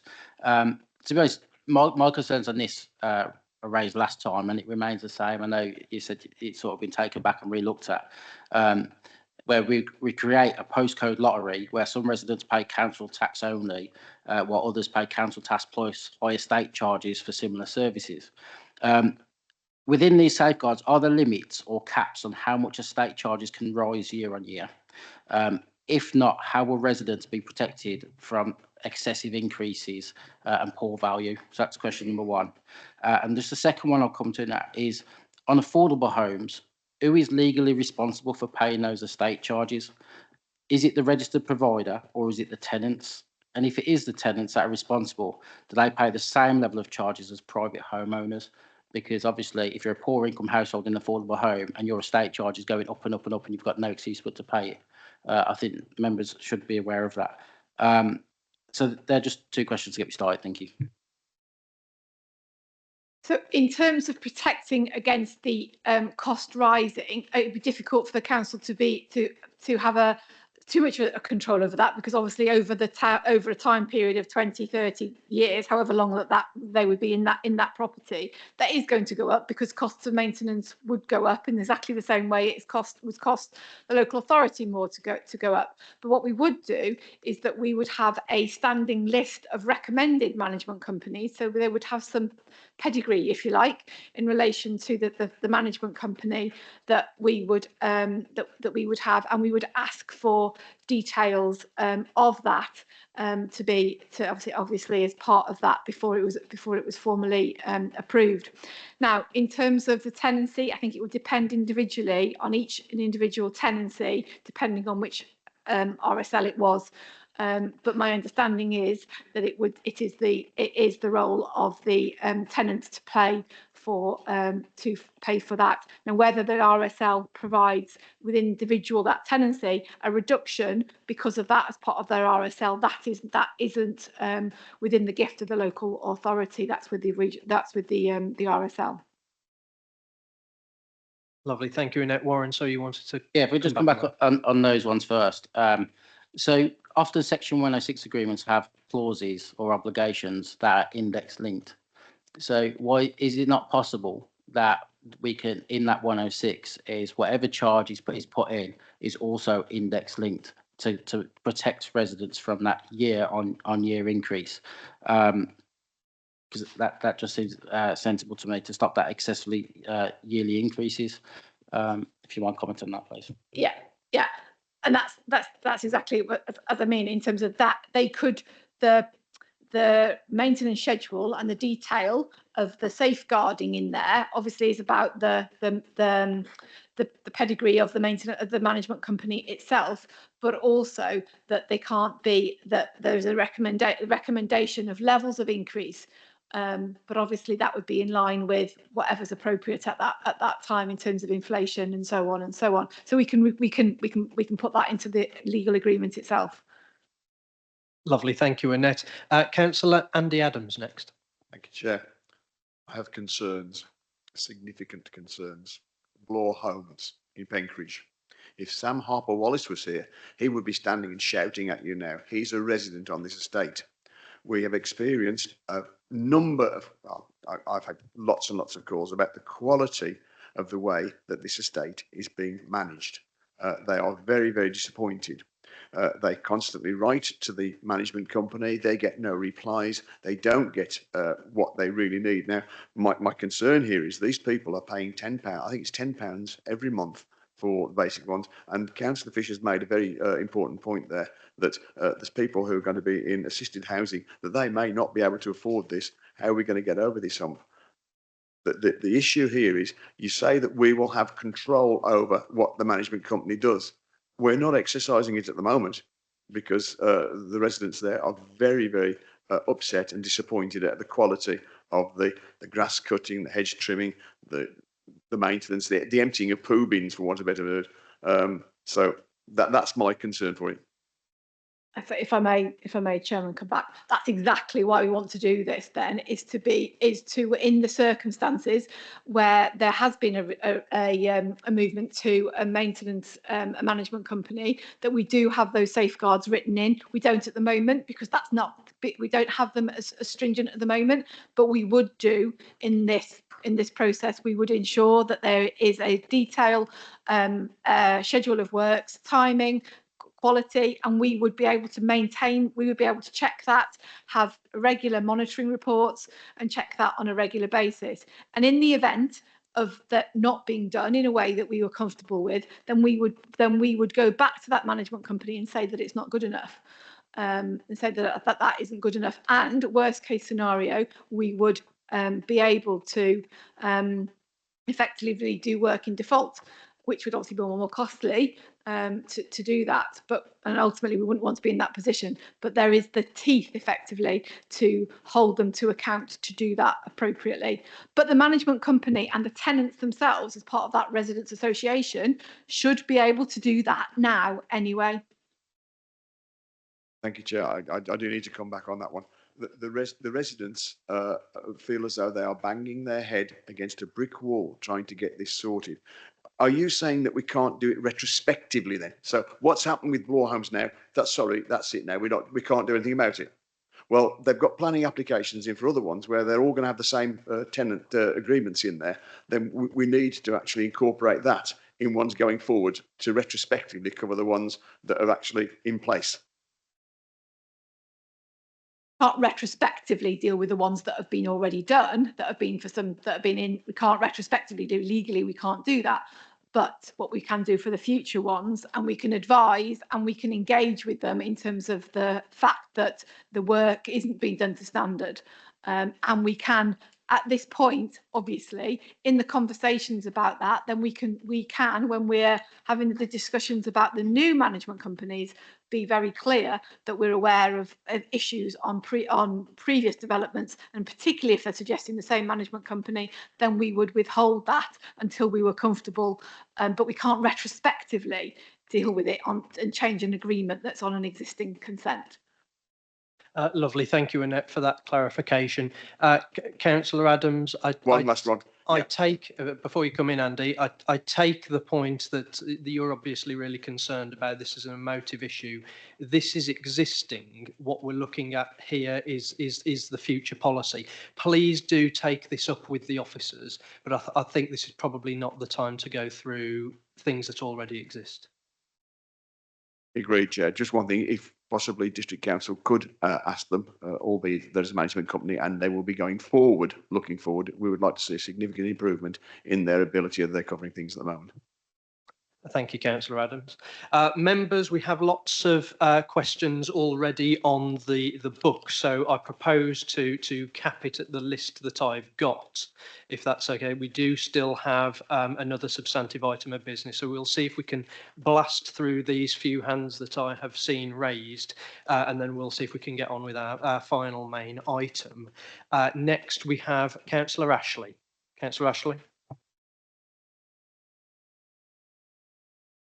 Thank you, Mr. Chairman. If I may say so, pardon me, we got a specific vexatious issue in one of the parishes I represent. Basically, an estate was finished some 15 years ago with significant public open space, particularly on the perimeter of the estate. Over the years, the owner of the estate that built it has contributed £27,000 for a 106 agreement. That 106 agreement has never been acted upon. I have had several meetings with staff asking why. And the answer always is that the legal department of the developer have not processed it yet or come forward or whatever. Now then, in the meantime, within the particular estate, there are nine... Councillor Ashley, can I just stop you there? We do seem to be talking about existing developments. We are currently talking about the future policy. Yeah, I know, but this is an existing problem. It may be an existing problem, but we're here to scrutinise the future policy. You're happy to. You're very welcome to take it up with officers outside of this meeting. Done, Mr. Chairman, and I've got nowhere. Hence the reason for trying to put it forward to members tonight. Well, I desperately need you to come to your question, please, Councillor Ashley. The point I'm making is the estate's been finished 15 years. There's £27,000 been given by the developer to adopt the land. Nothing's been done. When I have meetings, the reason apparently is that the owner of the site, who the developer, has not processed it, the legal department, to South Staffs Council. In the meantime, there are 9 properties on the estate that have encroached on land, which quite honestly, in itself, is a difficult legal situation, because now they're becoming established. Now, my question always has been, when is that public open space with money donated by the developer going to be adopted by South Staffs Council? I'm hitting a brick wall, Mr. Chairman. So I'll beg your patience for the moment. Thank you, Councillor Ashley. Take the point. Yeah, I can note that. I'd absolutely note that, and we'll have a conversation outside the this meeting, so I can understand exactly some of the comments in relation to that. But what I will say, Councillor Ashley, is that with these safeguards and with the new process that we're looking to adopt, that wouldn't be able to happen, because we would be really strict with when that's transferred to a management company, what happens, where, who has it, when it's mowed or cut or whatever whatever is required, and that would be managed. So that in the new process that we're proposing, it would be much tighter, much stricter, and those circumstances I very much hope wouldn't be there in the future. But I'll note your comments about the existing site, and I'll take those up separately. Thank you. Thank you, Annette. I think that's very, very fair. Members, again, just please bear in mind, we aren't talking about past sites as much as they vexate us and so on. Please do keep it to the policy that we're scrutinising here in hand. Next, we have Councillor Hopkins. Thank you. So, just very briefly, a couple of points. So, prior to this session, we had a training session on AI, which is very interesting. We were told AI is great. Clubs together a huge mass of data. Looking at AI, I've just got the AI summary, and it brings up every single one of the points that's been raised today. It's not saying anything good that can come out of this. It's all negatives. So that's one point. And my other point is, historically, we've had developments. There's been green space as put in place as part of that, quite generous green spaces in a lot of instances. My feeling is that the green spaces that we're getting in new developments are squeezed and squeezed and squeezed. So they're smaller, there's less of them. So there's less maintenance to do.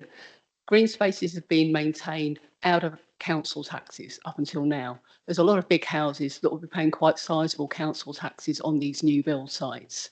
So why is the council tax not being spent in the same way on the new green spaces as it was on the old?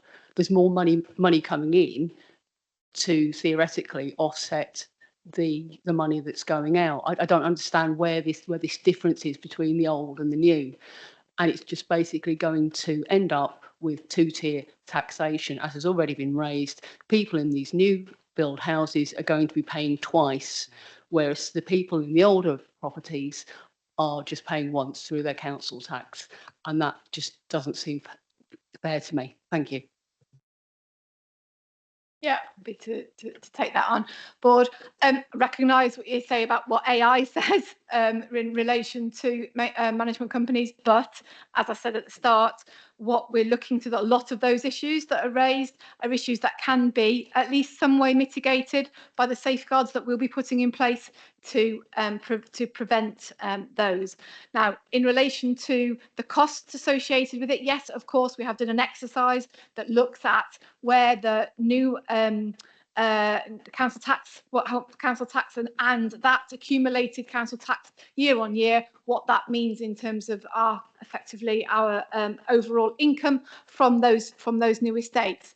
And obviously there's a council tax receipts for each property. However, it's quite stark when you look at it from a long-term point of view. It is only on schemes where there is a requirement for development for that development to be maintained. It's only really in the first year where there is effectively a surplus of that council tax. Beyond then, it becomes a cost to the council and a significant cost to the council going forward. I think it's important also to recognise that the council tax that is paid goes to all our services, all the services, and the increase in all the services, clearly not just the open space development. And it's also important to recognise that if we were to be looking at providing this through council tax provision and not through a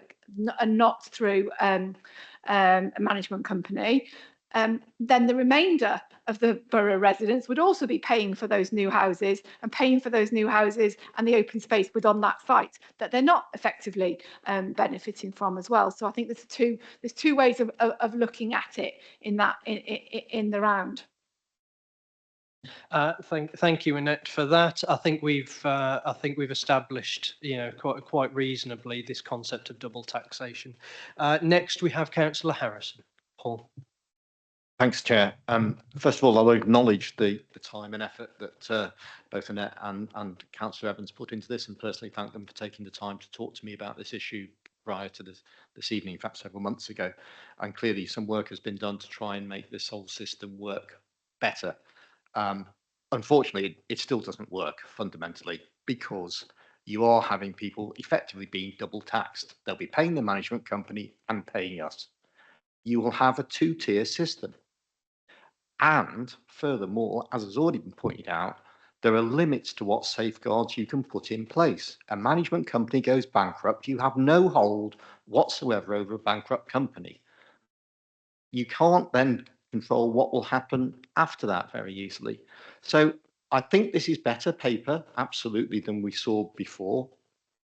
But we can't get away from the fact that you are leaving with an inequitable situation where people in new housing estates will be, just to turn what Annette's just said on its head, subsidising the rest of the population, because they'll be paying for a service which they do not have. Furthermore, they're paying again for that service to the management company. I can't square that circle. It's a problem, and I don't see a simple solution to that, but it's fundamentally strikes me as being a bit unfair.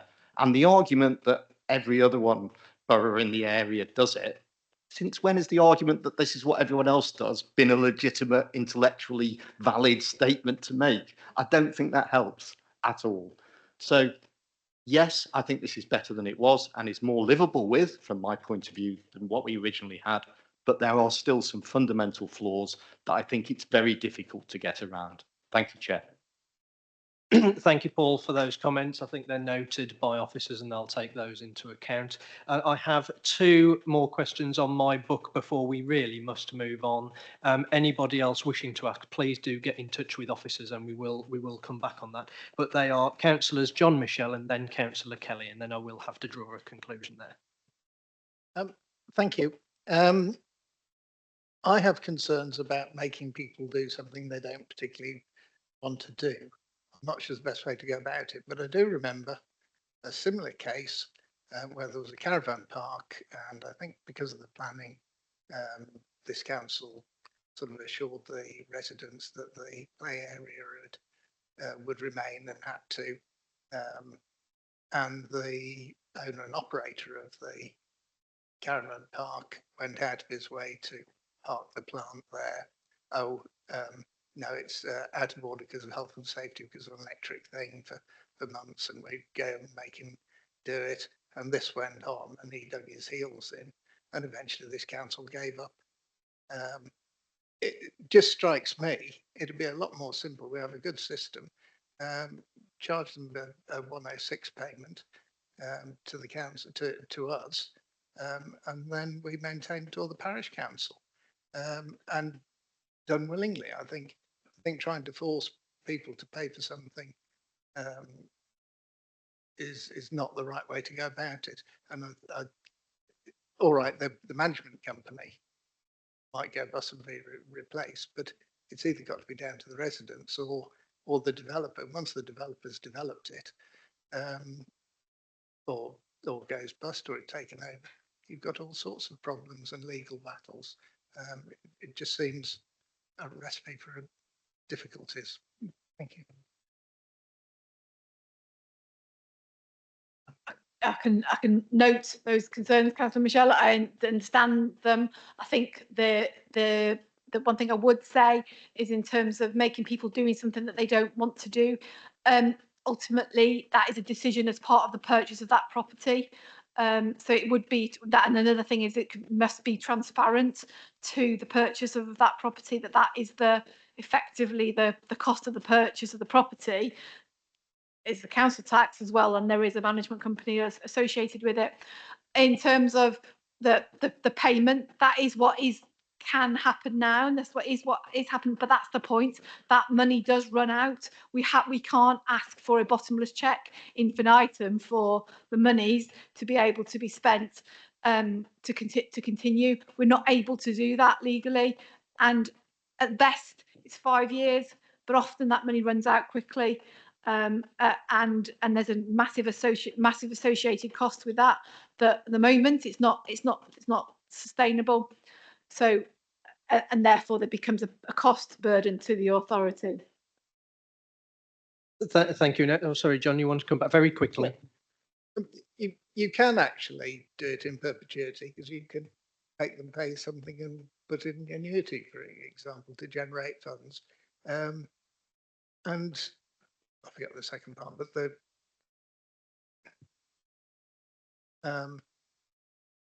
no, I still think you're building up problems. The cost of legal battles, the cost of whatever ad infinitum. It'd be much better if, and we do maintain open space areas in other areas, and I think we do it well in the parishes, and that's part of that. That's what we're here for, really, is to provide amenities for people here and manage them. That's our job. Sorry, just to come back. Yes, we absolutely do. We absolutely do, and there's a cost associated with that going forward, and we want to be able to continue to maintain providing that good service to those open spaces that are publicly accessible across the district. in open spaces where there isn't just open spaces on a development, that are open spaces on public parks and things like that. We want to be able to do that. But what we're saying is, with the future costs associated with these developments, we may not be able to do them, and we may therefore have to lower our standards across the board to be able to fulfill that as well. We're only Thank you, talking Annette. about 3 years of what's the potential liability? How many of these public spaces are going to come online in the next in the lifetime of this council? And is that really going to be a big percentage of our street scene and the amount, the vast areas in Womben, all over in that we look after? It's going to be infinitesimal, really, in 3 years worth of new areas. I think it's unnecessary and a break from the way we do it. Yeah, thank you, John, for that. Mark, you wanted to come in very quickly. Yeah, thank you, Chair. I think it's just important to know in terms of the street scene resource, the whole point of introducing the additional crew was because we are at capacity. We can't maintain any more open spaces to the standards we do currently. So hence the extra crew is coming in to do those extra bits and pieces. Again, we've touched on 106. That money runs out really, really quickly. I think it was Councillor Fisher who spoke about indexation. Once we've got that money, what we can't do then each year is apply the pay award to that cost of inflation. It goes up, and that money runs down really, really quickly. And this isn't a simple matter of emptying bins and cutting grass. It's the infrastructure that goes in on those sites. And even with that money, we've done some work around some of the developments that could come through. So potentially 350k in 106 money, that's gone in 4 years. Once that money is gone, it becomes the council's responsibility. Then where are we going to find that additional resource from to run those services? And I think it's Annette's point. What it will potentially do is dilute what they offer across the whole of the district. We've worked really, really hard to set standards which we apply in each of the areas. It will become really difficult to meet that. So even with the revenue cost, that money goes really, really quickly. That's not included any capital outlay in terms of play areas, parks, bins, lighting, footpaths, any water on those open spaces. That all comes to the district council to maintain and look after. So we're working really hard to protect what we got. We understand some of the challenges and comments around double taxation, but I think it does put pressure on the team and being able to meet those resources. It's not simply the case of spending an extra 10 minutes and cutting a piece of grass. This is a long-term element in terms of open spaces coming to us across the life course of the open plan, and it does become unsustainable. And I think that's one of the key comments we made in the report. Thank you for that contribution, Mark. Over now to Councillor Kelly to finish this section off. Vic, be brief. I'm going to be brief, thank you. Just one question. I was going to ask several, but I'll direct them to you individually. The only one question I want to ask, and that is, for the future ones coming forward, are we going to levy a charge for 106 for the transition? Because if we do, it could cost us in advertising and other costs for the new companies that we are looking to take over the open space.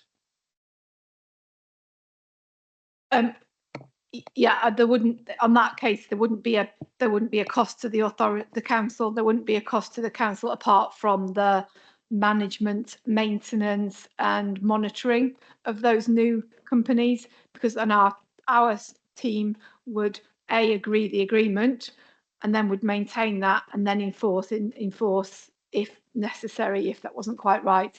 So that would be the, and then existing open spaces that are managed by existing would continue as normal.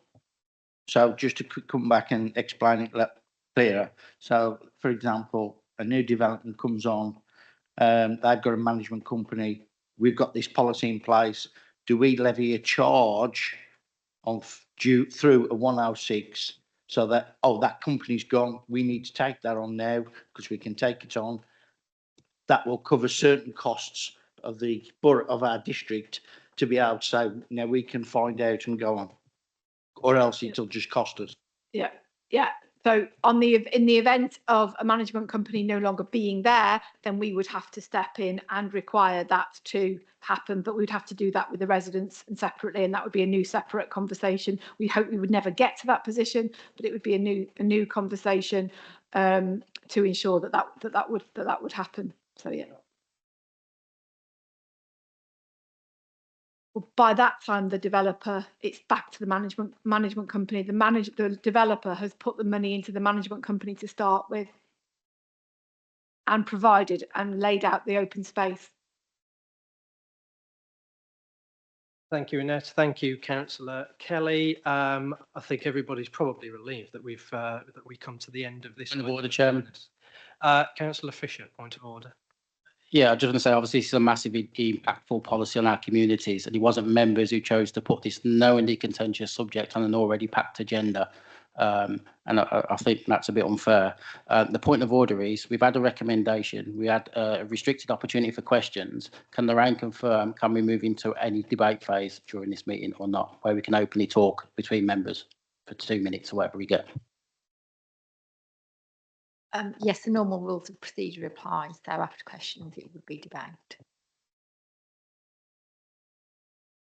Thank you, Councillor Fisher. Let's see how many other members are grateful for that intervention, but nonetheless, in that case, as I have truncated questions because of time, but yes, if anybody wants to debate further, Councillor Fisher. Thank you, Chairman.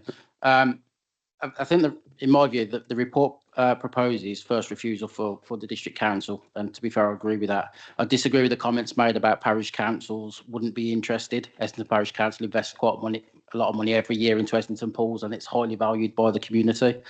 Given that LGR, there might not be as much local interventions as there might be. I think as members, we need to consider the requirements for significant open space on these new developments, as the chairman has talked about. We're talking about future developments, and also golden rules, which could see up to 50% affordable homes on some of these developments. We're saying we can't afford the liability. Therefore, it may be very difficult for any management company trying to raise funds to manage such a wide amount of open space. And Mark's made the point about how costly it is with developments with potentially 50% affordable homes or 40% affordable homes. And for me, that is an important point. Whereas street scene, the cost is spread over the whole district as opposed to just individual estates. It says the approach would transfer the financial risk related to future maintenance from the council and onto the developer. I think that's in the financial impacts. In practice, what we're talking about is the management company will recover those costs from the charges paid by residents. So ultimately, can this be seen as a policy that is actually benefiting the developers by reducing their Section 106 financial burdens when getting the application in the first place? And that is at the expense of the residents that they're building the homes for. And just that's my view. I mean, to be fair, I've just had now, I would support a policy such as this, but for me, and I'd ask the cabinet member and the team to really consider those safeguards around excessive charges on a year-by-year basis and what could be put in to protect that, not just about the quality of work that they do. And the role of parish councils, definitely ensuring that obviously it doesn't exclude them from stepping in certain parts in the future if they, deliberately, or if the Section 106 excludes them indefinitely. I wouldn't be in favour of that. So they're just my comments to members. I see the arguments for a policy such as this, but for me, just currently the safeguards don't go enough to protect residents regarding the charges that management companies will be able to charge on an ongoing basis, and there'll be no control from any local councillor on that with this mechanism. Thank you, Councillor Fisher. Well spoken on that. Members, anybody else wish to debate this item? No. Okay. Thank you all, and thank you for that, Warren. In which case, members, I think we have certainly considered and commented on these proposals. If you do have any further questions, comments, I know there are other hands signalling, but we are rapidly running out of time. Please do put them to Councillor Evans and to Annette. I'm sure they'd be happy to continue the conversation here. because this is a really, it clearly has grabbed your interest, everybody. We do have one final substantive item, which is the community asset transfers. Have tried to get us out on time at 2 hours. We do have that extra item. Does anybody, would anybody prefer that we took a 5-minute break just to shake ourselves awake a little bit, or just carry on? Happy to continue. Lovely. Thank you, everybody. In which case we move on to, that was the recommendation to.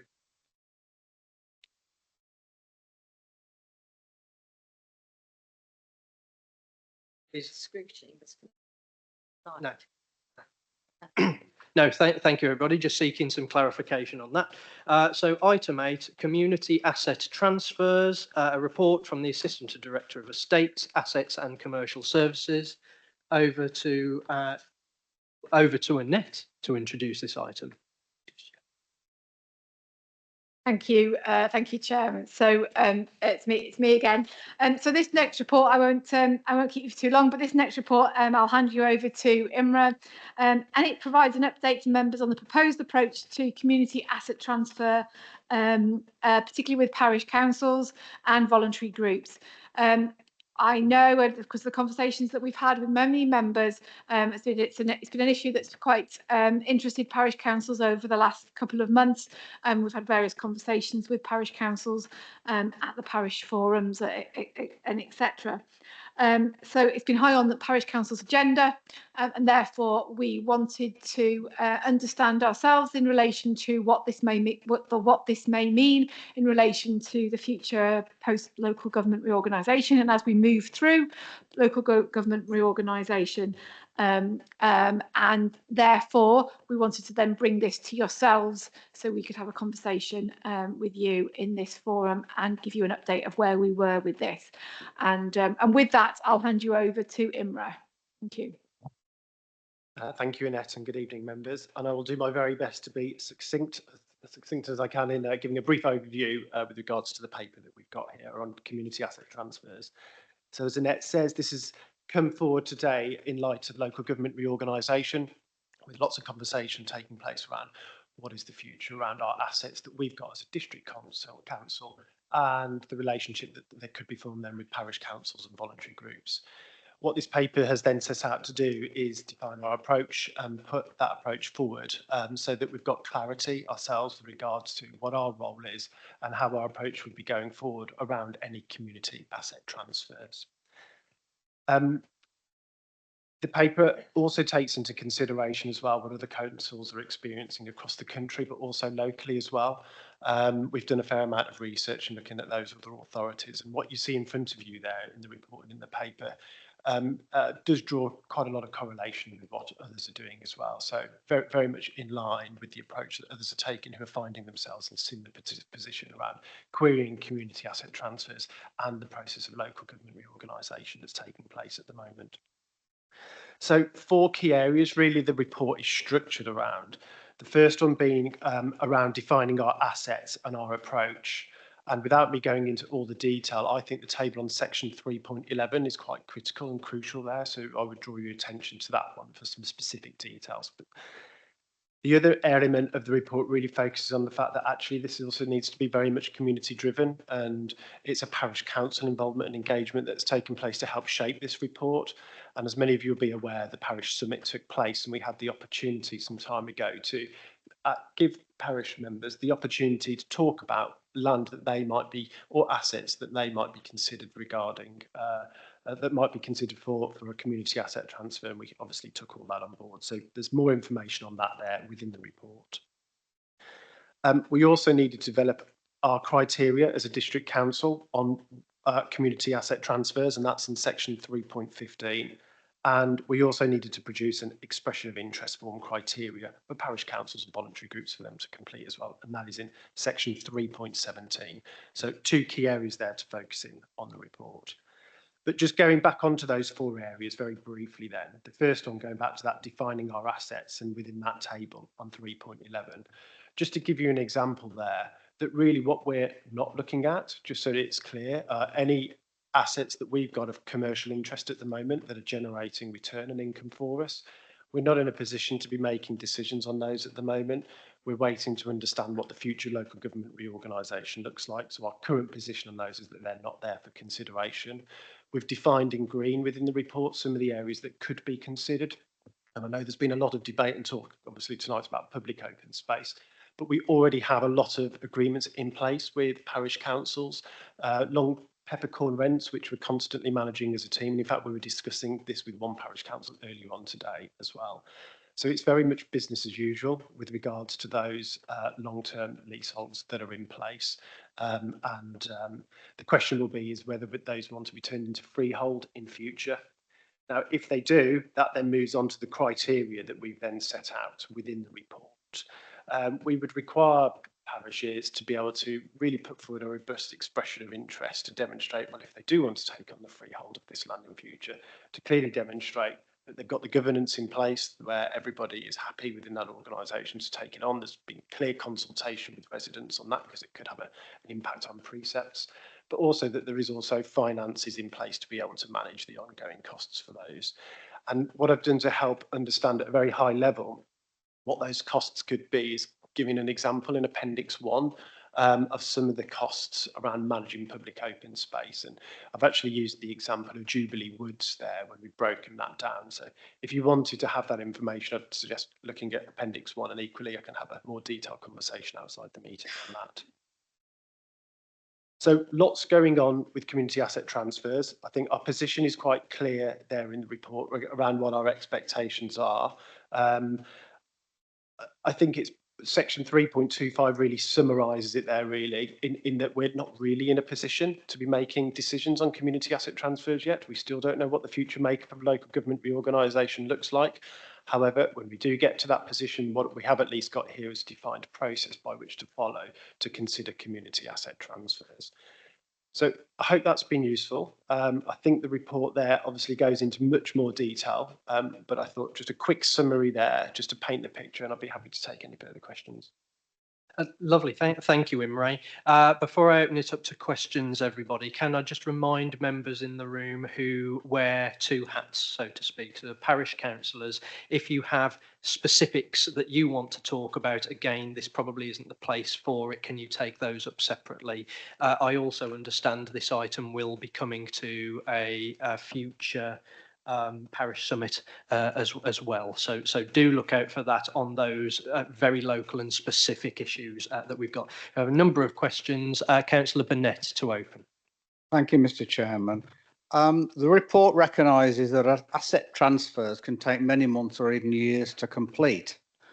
So knowing that we aren't that far away from shadow elections for the new authority, when do you expect people to put in their expressions of interest at the earliest? And will that be accompanied by a costed management plan? And if so, what are the next steps once you receive those? Thank you. Yes, in short, if they can take some time to complete, absolutely. But what our understanding is so far from the parish summit that took place is that the vast majority of the inquiries that have come forward, we've already got long-term leaseholds in place on those packages of land already.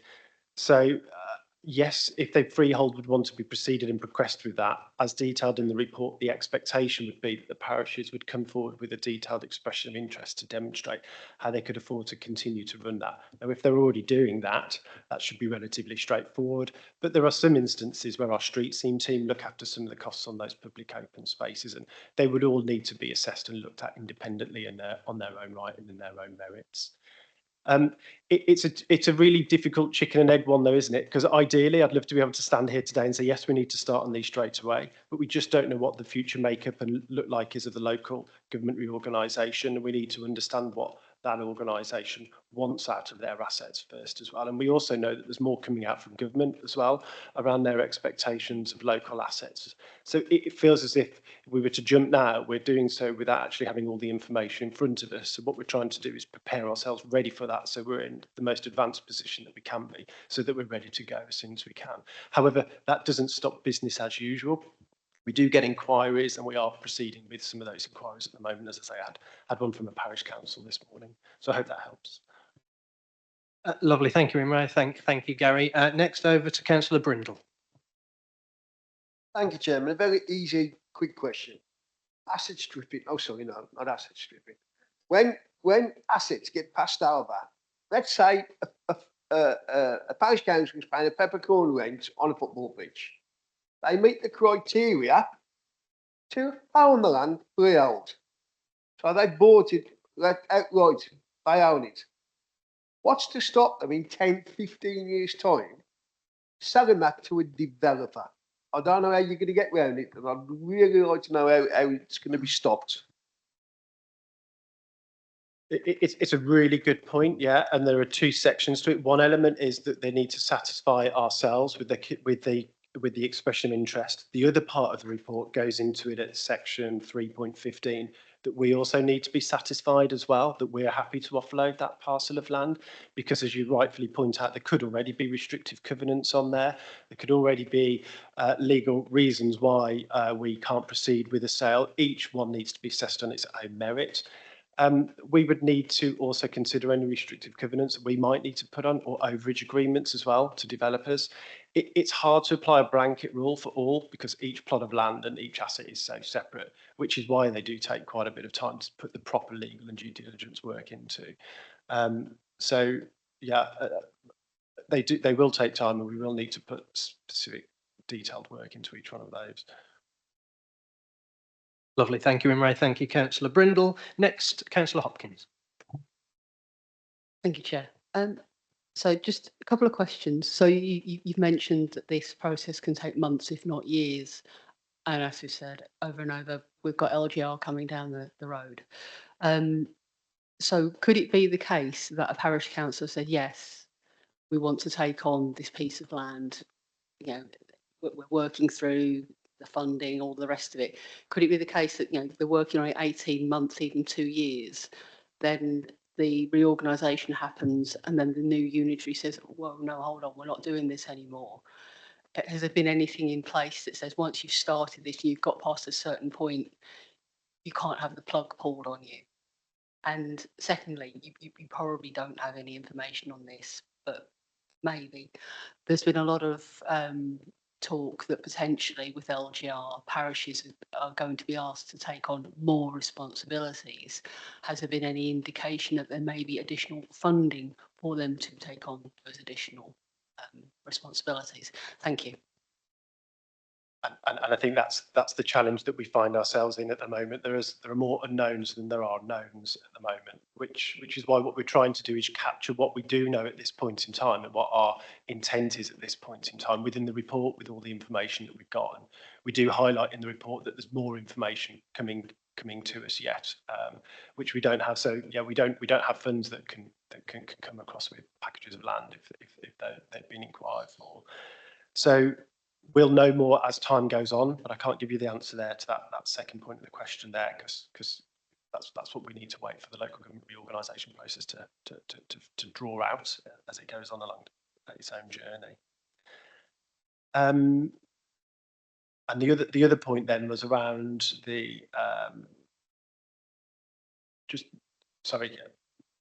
Funding for parishes in order to take on additional responsibilities that may land on them with the reorganisation. Yeah, so absolutely. If anything, it would be the other way around. The parishes would need to demonstrate how they can afford those packages of land themselves if they were to take on the liabilities, because with the freehold would come the liabilities.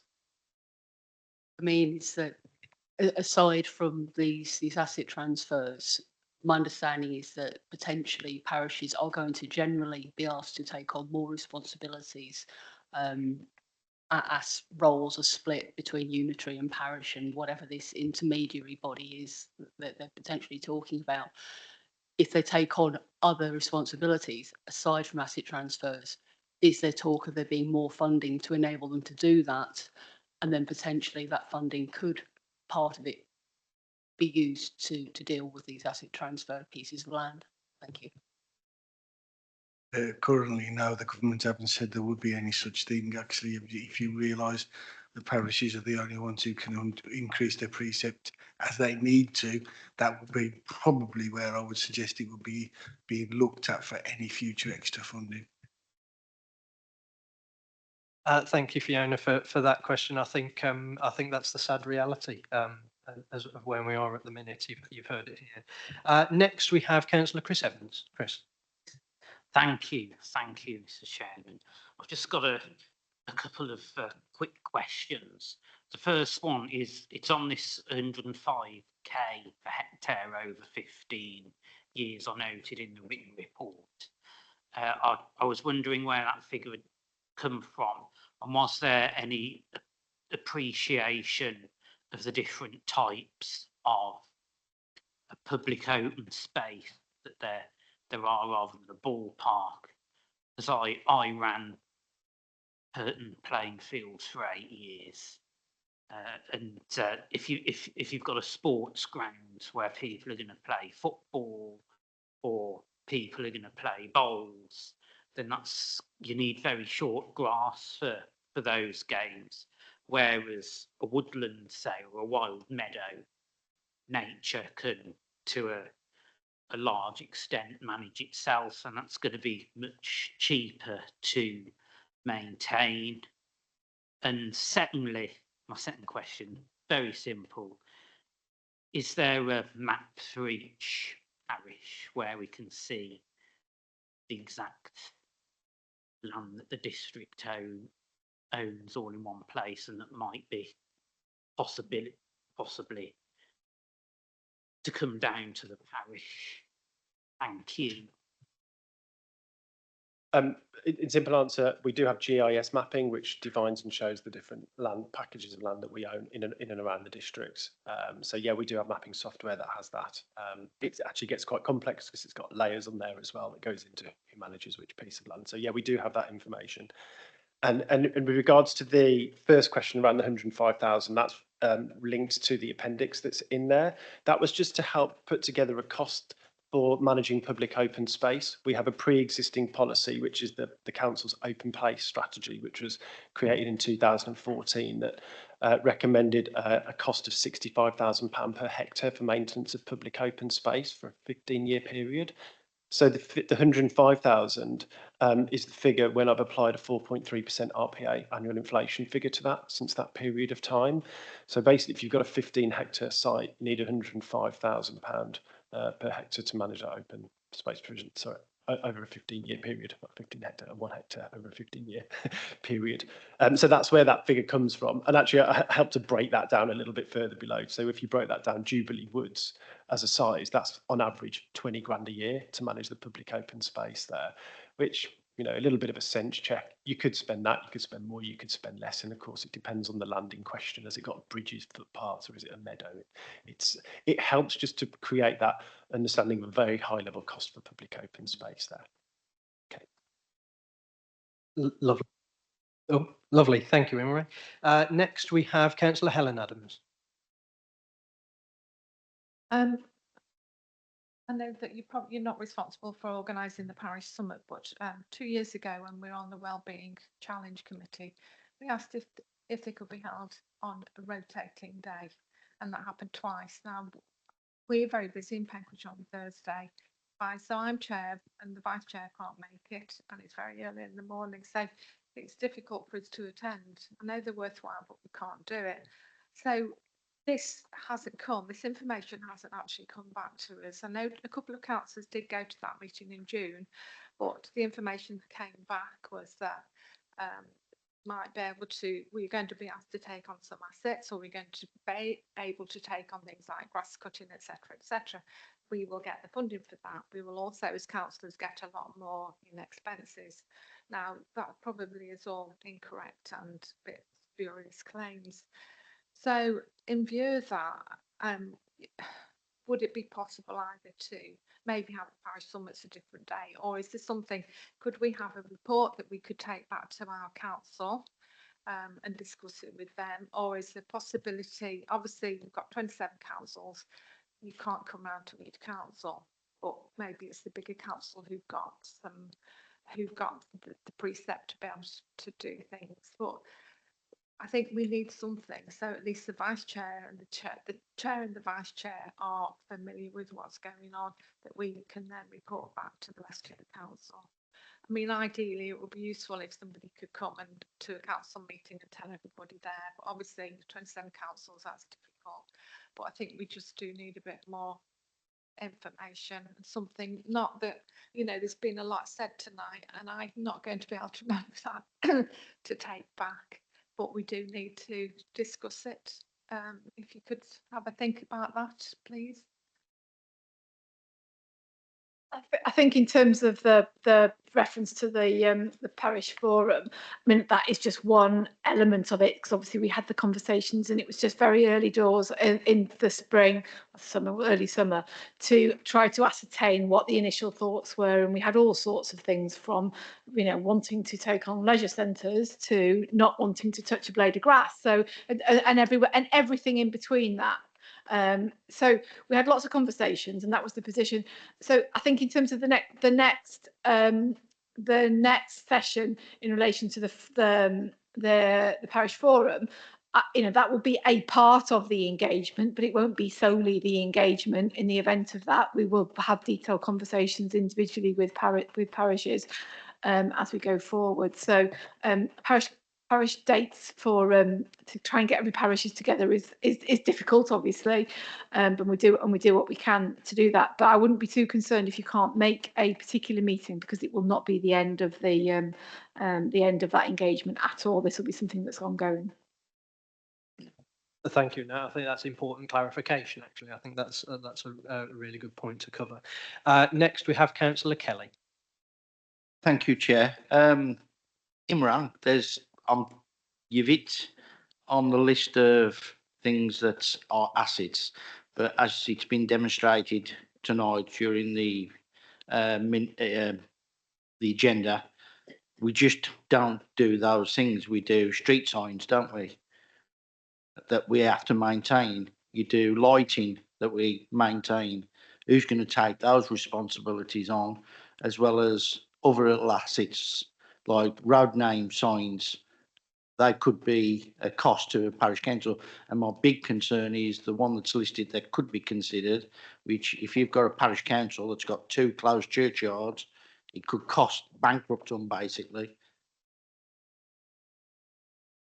First and foremost, under local government reorganisation, at the moment, everything will go forward to that new organisation, all of those assets. The question here is that conversation beforehand around if any parish council might be interested in taking on some of those assets themselves before that asset transfer takes place to the new local government organisation.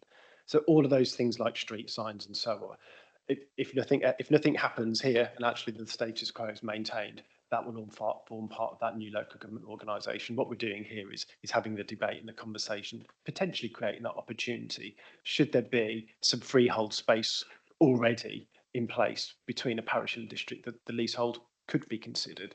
And what we're saying is, well, you know, it could be, but we need to wait a little bit longer, and a lot of work would need to be done to make sure that everybody can afford it and it works rightly for both parties.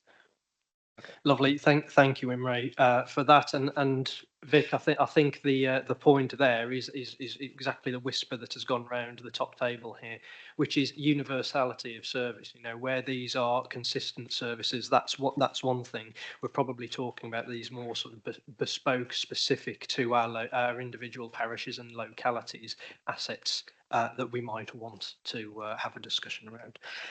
But thank you for the question. Next, we have Councillor Burnett. Thank you, Mr. Chairman. Can I just ask Imre, did you say earlier, I didn't catch it, that parishes have already started putting in expressions of interest? Nobody started following this process. We're just launching it at the moment. But it's business as usual for us, is that some parishes have done in the past and continue to do so, inquire. As well as members of the public. And in fact, we have a form on our page at the moment that if any member of the public is interested in the freehold on any parcel of our land, then they can inquire. They have to pay to go through that process. There's an online form for it. So in that regard, it's business as usual. And equally across our commercial estate as well, we're always considering acquisitions and sales. So all of that's continuing at the moment. Lovely. Thank you, Imre. And next we have Councillor Harrison. Paul, over to you. Thanks so much, Chair. So I thought this was quite a good framework in which to address this subject, actually, because it clearly is difficult. And I guess if I preface my question with, clearly, as you've rightly pointed out, we don't know what the future form of local government is going to look like. But of course, how that pans out may heavily influence what parishes think about their appetite for taking resources on. For example, if we ended up with the current county council's view of having an east-west split, I can see that causing all sorts of anxieties in certain councils parish councils, who may then be willing to take on things that they might not if they felt the likely geographical arrangements was something they would feel more comfortable with, as an example of one of the many unknowns that I think are feeding into this. So I think it's very difficult, and clearly different parishes are all different sizes, have all different experiences, run different things already. So their appetite for taking things on will be very variable, I'm guessing, and you probably already know that. So I thought the table of asset types 3.11 was good, and some of them seemed fairly easy to have allocated to a possible / not possible, i.e. commercial properties. And I think we all know that from as soon as the shadow elections have taken place, then any major commercial decisions will have to be passed by the new shadow authority anyway. So we are really running out of time, and clearly they're not going to say, yes, we're quite happy with you disposing of any commercial income generating asset. Why would they be? But I did think just one query, which was about how flexible this list might be. I can understand why with electrical vehicle bays, especially if they've got long-term agreements for supplying that equipment, etc., wouldn't be considered. But small car parks might in some villages be something the parishes would wish to take on. And I wasn't quite sure why that was being ruled out if there wasn't this issue of electric spaces there and rentals coming in from that. I think as we've learned over the last couple of years, even car parks cost a lot of money to maintain. We've just spent over £210,000 resurfacing, relining, and looking after them. And the tarmac and works on those don't last forever, as we all know about potholes. So it is a cost that would have to be borne then by the organisation that takes that on. So with that in mind, that's why we've not included car parks at this point in time. And it's important to say that this is just our stance today, where we are at the moment. Things will continue to change, and I think that's why the report is for noting, and it's recognising that this will continue to move forward and evolve over time. Thank you, Imre, and thank you, Paul. I don't have any other members on my list waiting to ask questions. Are we all done? Lovely. Thank you, everybody. Oh no, Councillor Michelle, last and just the last question. Would it be out of the question for council to ask for this building? We've not included this building. It's obviously within the list, I'm afraid. Nice try, Councillor Michelle. That's it. That's a nice effort there. We applaud that. Right, thank you, everybody. Once again, the motion here is simply to note this report, and again, well scrutinised. Thankfully, we move on to our final, and I always do this down every time, but slightly less substantive item. Over to Lorraine. I'll only keep you another hour or so, members. So so the work programme is as set out in the report. Obviously, it's just so members are assured that we are keeping on track. There are some amendments to the programme as detailed. The only other thing to mention, members, is as you've probably picked up from some communication from the chief executives, it's possible, but we'll be looking to change the date of the next overview and scrutiny committee and swap it with the council meeting in November. But I need to speak to the two chairmen before that goes ahead. So it's likely that the next overview and scrutiny will be the 25th of November with the council meeting on the 11th. But once I've confirmed that with the chairman, I'll send out communications. Thank you, Chairman. Thank you, Lorraine, for that update. Members, any questions on the work programme? Does anybody wish to debate it? No, apparently not. All closed. Thank you, everybody, so much for your contributions this evening. It has been quite a marathon meeting, but we have had quite an awful lot of really interesting topics to go through. So thank you for your time, and we'll see you at the next one.